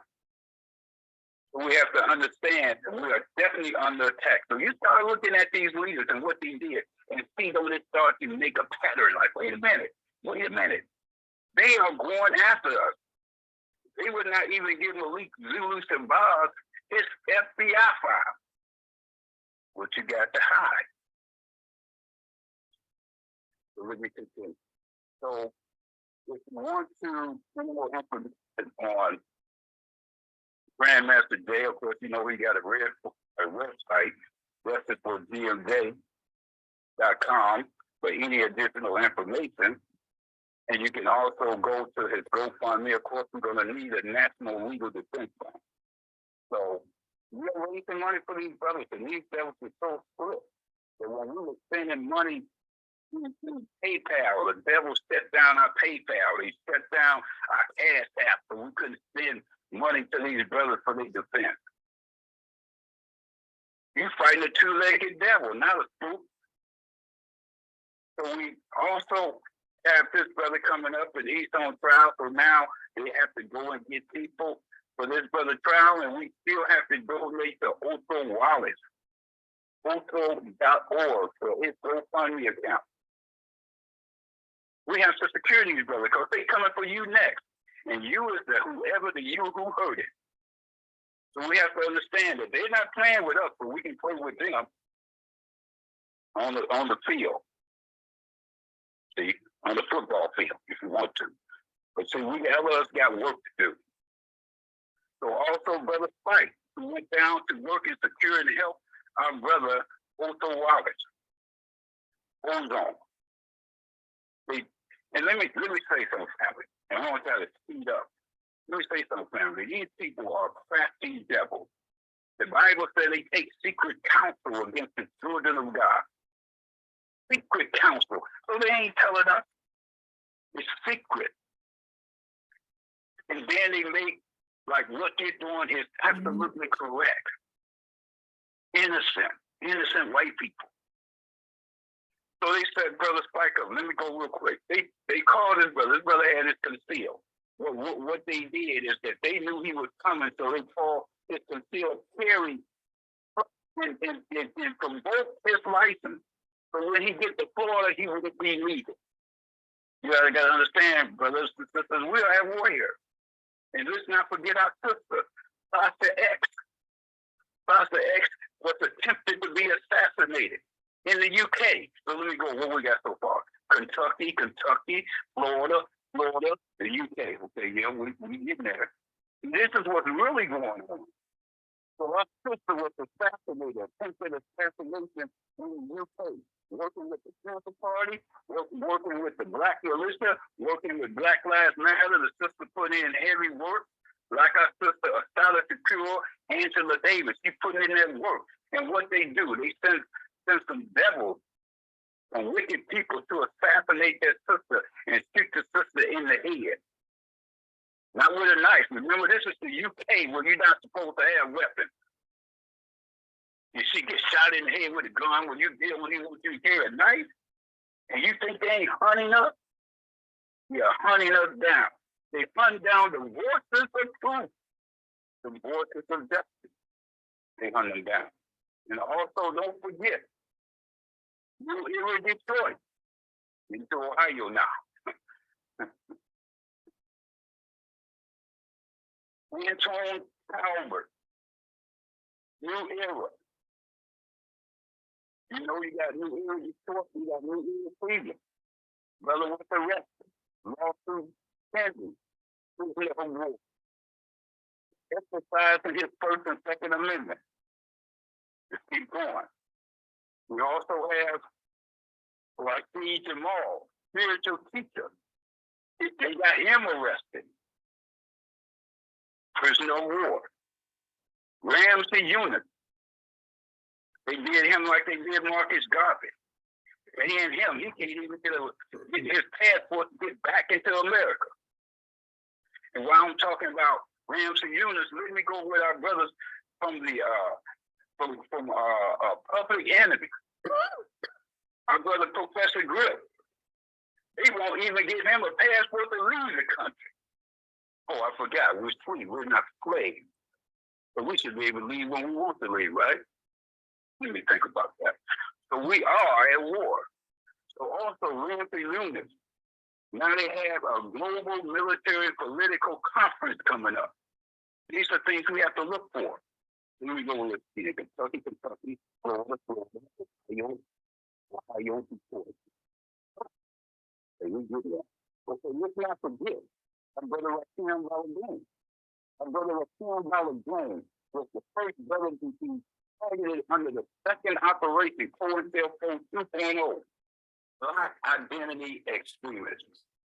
They could email, they could memo from the UEP Gun Club.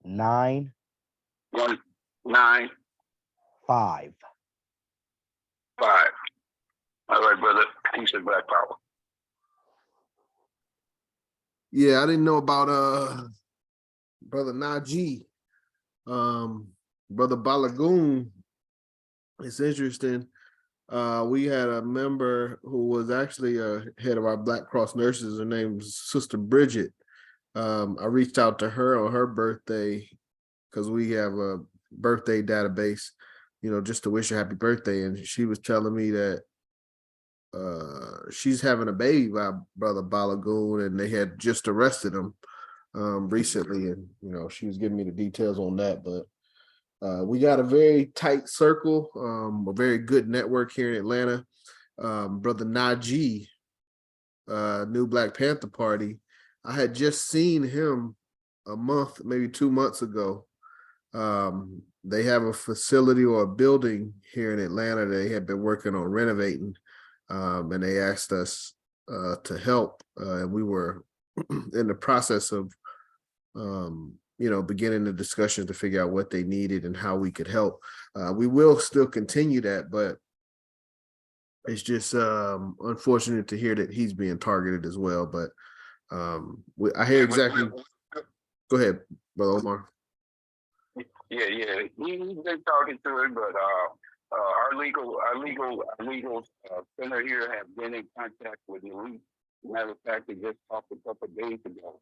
And this is our brotherhood to work. The minute they said, and Brother Najee dropped the message, we had a turn before the sun went down. Yeah. Before the black God do. I don't know what the man do. I know what God do. So we have to realize that they're not stopping this. That's why you have to put these things down so you can get the whole picture. They ain't just part of you in Kentucky or Florida or Ohio or Detroit. You know what I'm saying? Well, they are operating COINTELPRO 2.0 on COINTELPRO on steroids. They even got a devil up there working for Twitter so they can get every tweet that you press. Thank you, Brother Omar. I think we only got one more brother on the line, and then we'll close out. Brother Sean, are you there? You and I remember 424.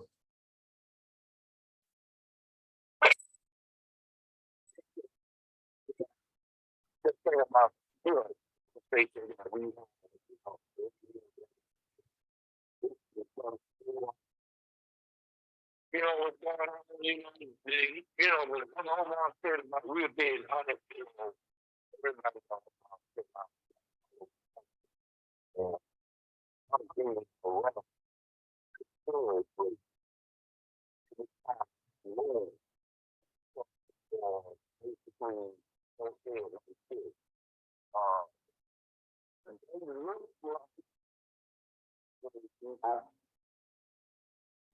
Ordinary people, I mean, this enemy has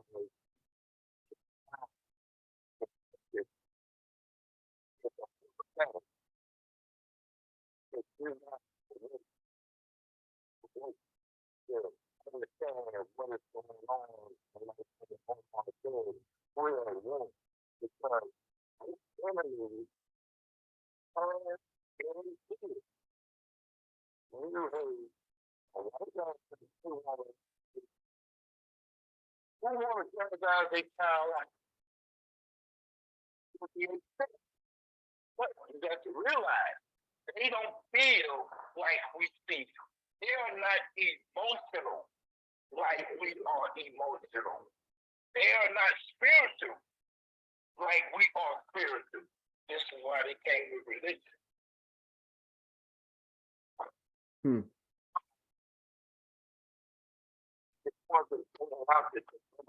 If you think about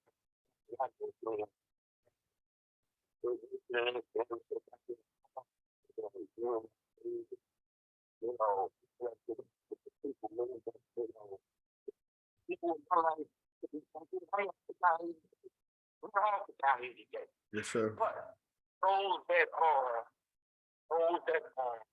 really not there,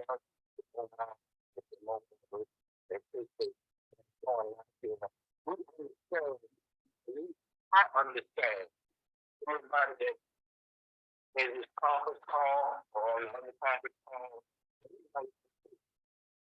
Yes. But that's a part of the program. You got to understand that. You know, and I'm saying this like this, you know, I have video. Who can I personally go to and say, hey, this is what's going on?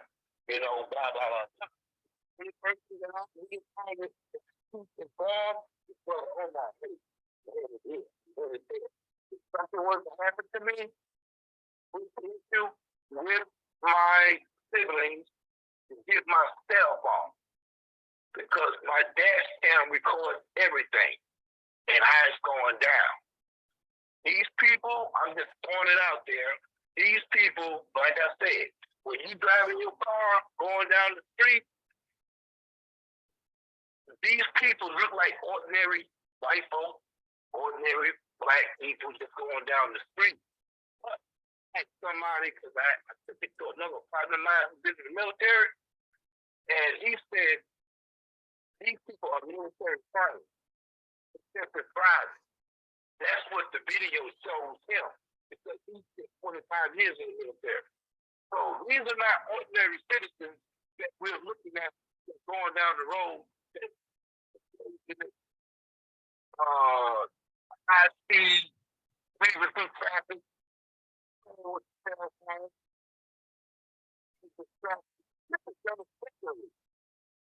they're trying to kill some of us, trying to make it look like, oh, this and say he said when he's trying to order in a minute. So it don't raise no eyebrow. If he is the truth, he's gonna go back and say, well, he had a criminal record. This is what they do. So, hey, I don't know, Brother John, how we gonna deal with this thing right here.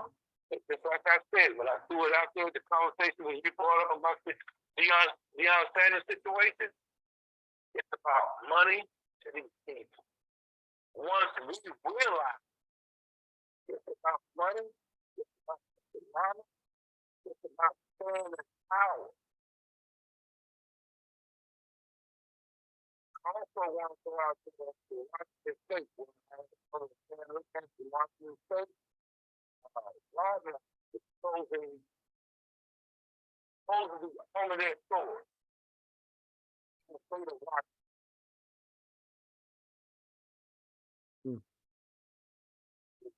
A lot of people out of jobs.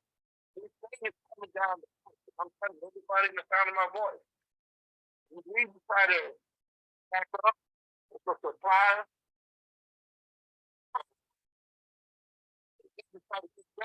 Because when the stuff is bad, you go to the Mel Gibson movies when he played Mad Max 1, 2, and 3. This is what this is coming down to. If you look at China and Saudi Arabia, and all these other countries, they call the BRIC nation. They going back to the gold standard. That's the same way they killed Saddam Hussein. So that's what he wanted to do. That's the same way they killed Gaddafi. Because they wanted to go to the gold standard. That paper dollar that we was in a conversation with Deion Sanders, that ain't gonna be nothing. They finna go to gold. And then y'all live in Atlanta, New York City, all these major cities. When you pass by your pawn shop, what signs do you see up in the window? We buy gold.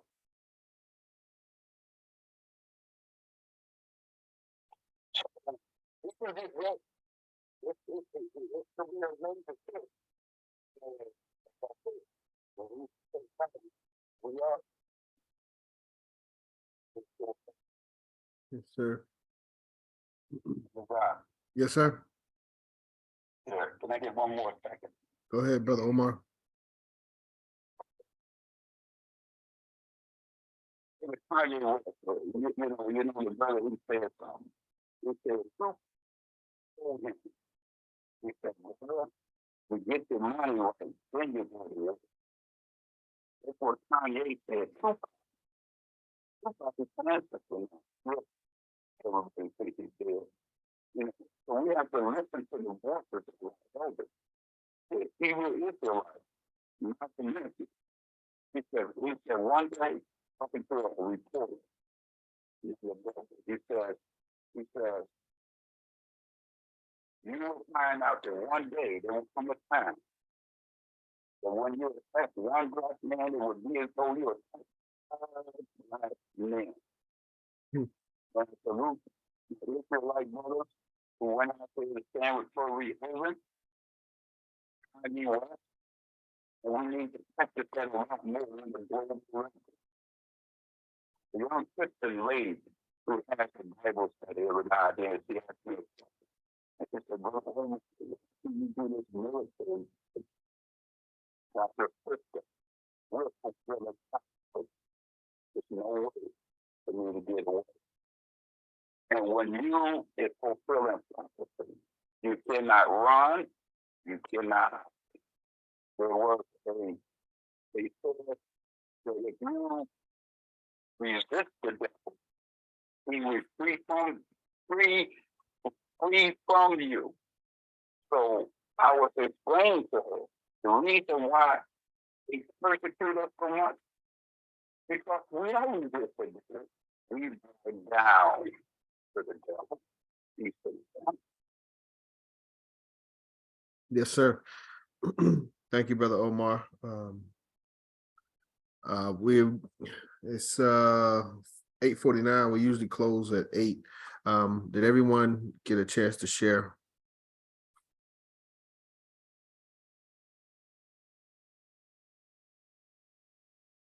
Okay. Ladies first. Ladies first, Dr. Sams. Yeah, I just wanted to stay a reminder that newspaper, we really need it, and it could bring in good revenue. We should be serious and proactive about getting the newspaper together, something like what the Nation of Islam has for like $1, So we have some resources. Race first. Race first. Thank you, Dr. Shams. Excellent point. So, all right, if there's not anything else, we can close out with the motto. And after we close, we'll close out with the motto of the organization. If you would, please come off mute and repeat after me. One God. One God. One aim. One aim. One destiny. One destiny. Africa. Africa. For the Africans. For the Africans. Those at home. Those at home. And those abroad. And those abroad. Race first, family. Going through. Race first.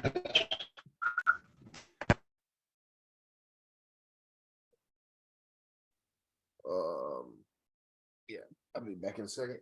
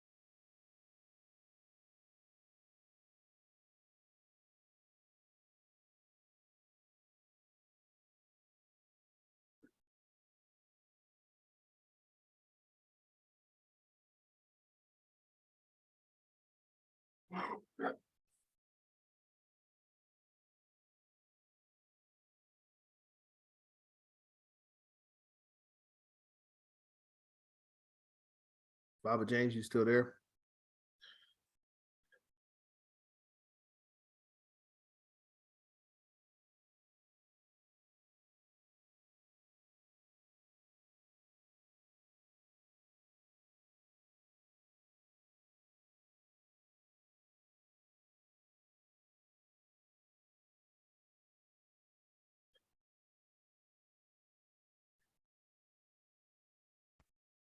How the hell?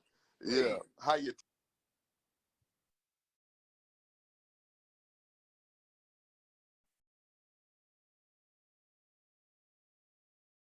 toes coming along? Right, we ain't gonna care either. Yeah. We good. Yeah, and it just this, and I'm like, man, I guess I was just something about the departure, how you left, and I think it's a lot of the time you gave them hope, and it's like a bad breakup with anything. We ain't gonna stop giving hope. We don't stop giving hope. But no, it just some people feel like you gave them hope, and just to let them. But what I'm saying, we're not gonna stop. We're gonna always be a conduit of hope and a conduit of unity and a conduit of love. We gonna do that. Yeah, we're gonna do that. Yeah, and so that's why I was like, okay, but I mean, No. What it is people get upset that how you infect their lives, or they can't utilize you no more. Like how I fit into their life. They don't realize how you fit into my life. Like what about my life? Right. You so concerned about how your life and what I'm doing for your life. Right. What about my life? My life, yeah. And my kids' life. But my mama's like, shoot, I got everybody. Their mama dying. My mama here with me, my sister, my nephew, my son, all my sons. Yeah, and I think people don't get a lot of time. It'd be what then how can they benefit out of you? And sometimes there you go. They enjoy the highs of it. And then when it comes to the end, it's like disappointment. It's like a bad breakup with anything. You know what I'm saying? Yeah, but it's not. It's not. First of all, it's an opportunity to open doors. We had 4 African-American coaches terminated at Power Fives. Right. Not one was replaced with another African-American man but me. Right. So this is something that this is, you talking about a high calling. This is a high calling. That God has opened the door so I could go in and crack that thing and let others in. Right. This is what we're trying to do, Grimes. White college is a high calling. It's a bigger picture than what they see, but God does not give your vision to other people. Right. So this is my vision. And that's the thing about it with people like you. It's like if you win 0-30, you know what I'm saying, didn't win the game, then it wouldn't be an issue. Oh no, it ain't no issue. Be ready while you're here, but it's like, well, you get terminated. Remember, I see you get terminated, elevated, one of the two. Ain't no issue. Yeah, and I tell people like what? Why is it? It's like it's because the HBCU, and what about the black children that's going to attend Colorado? They don't matter because they don't attend HBCU. No, not to them, they don't. Right. So that's the whole thing, Coach. But like it come with the territory, like I tell you all the time. It come with. Hey, Graham, look here, man. When I was 8 years old, they was talking about me.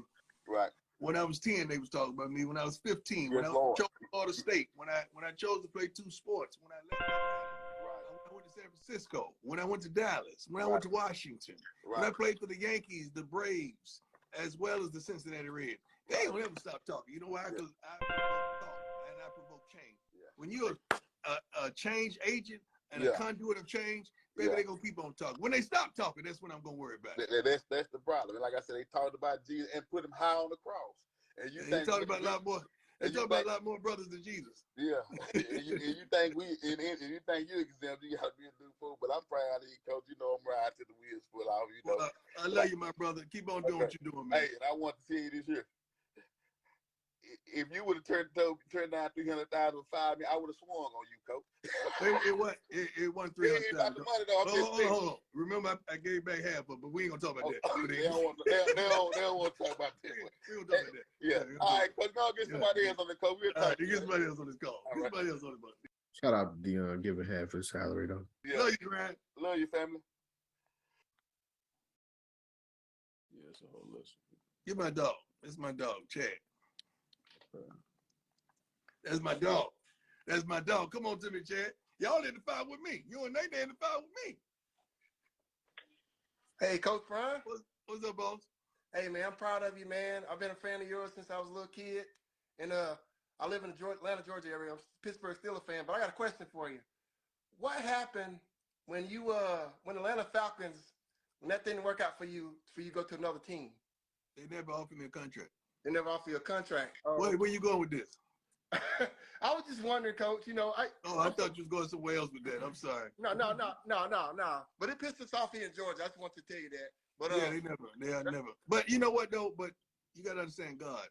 It wasn't their fault. That was a blessing for me. So God hardened their hearts so they wouldn't offer me a contract to get me to ultimately to win a Super Bowl and catapult my life and others and open doors for a multitude. So that was supposed to go like that. Oh, okay. Yeah, when you look back, it's a blessing. When you look back, I was blessed by them not offering me because they allowed me to soar. Okay, Coach. Well, you inspired me, man. I got through college and everything just off of your inspiration, man. I'm an IT guy, computer guy here in Georgia, and I'm proud of what you're doing. And hell with all the haters. I know you can't really cuss. Don't.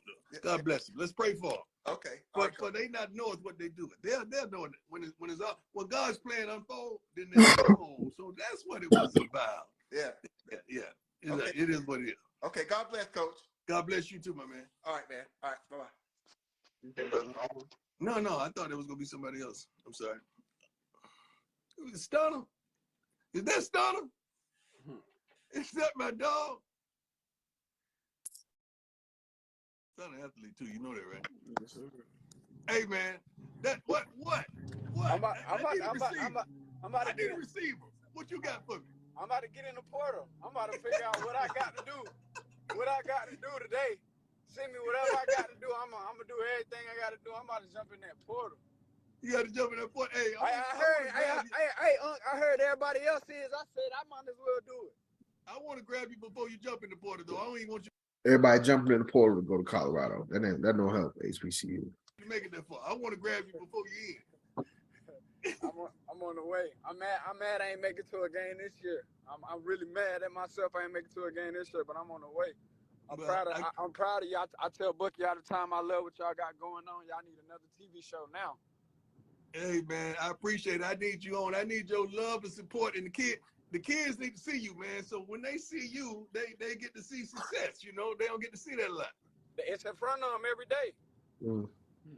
The same way they look up to you, I do. Hey man, I appreciate that. That means a lot. Nah, for sure, OG. So when I'm gonna see you, man? Soon. I'm really up the street from you. I'm waiting on you to come home. I'm up the street from you. All right. What's up, Bucky right here. Bucky right here. What's up, man? Nah, he played too much. It's time for me to get off the line. He played too much. It's time for me to get off the line. All right, man. I love you. I appreciate you. I can't wait to see you. I love y'all more. I can't wait to see you, OG. Okay. My man. Stone. Let's go. No. Oh, yeah. Request. It's request to join. Who we got? Pick one. I don't care who you pick. All right, let me see. We need a sister. We need a sister. Lord, answer me. Someone answer me. I tried to answer you. Come on, sis. And it's me. How and you it's doing, you. Coach Brown? What's up, sis? Talk to me. Hey, so I don't know if you remember, but you posted a video, a Who is Swag video. That was me. That was you. I remember your face. You killed that thing. Baby, you killed that thing, too. Yes, look. You killed that thing. Look, I'm really excited about what you're doing. I know that you led us to 2 back-to-back championships. I'm proud of you, and I wish you much success in Colorado. I definitely want to come down there and check the game out. So I'll be down there soon, and much love to you. Well, thank you. And you know how to get at me. You ain't got to buy no tickets. I got you. All right. God bless you. God bless you too, baby. Thank you. I don't know how to get off this thing. There's X at the top. Okay, gotcha. Pick another one. Oh, you got to pick one, Buggy. Yeah. Let me see. Pick one.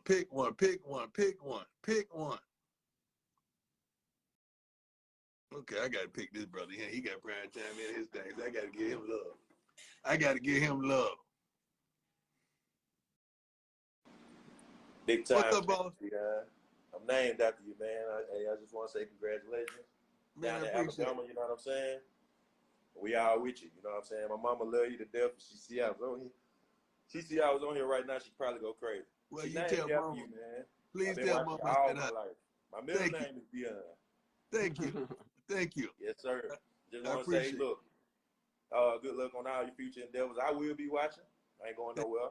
Like my mama say, we follow prime. You know what I'm saying? So well, you tell Mama I said God bless and tell her she's done a wonderful job of raising a man. Yes, Please sir. tell her that. Sir, I appreciate it. God bless you, my brother. Coach. All right.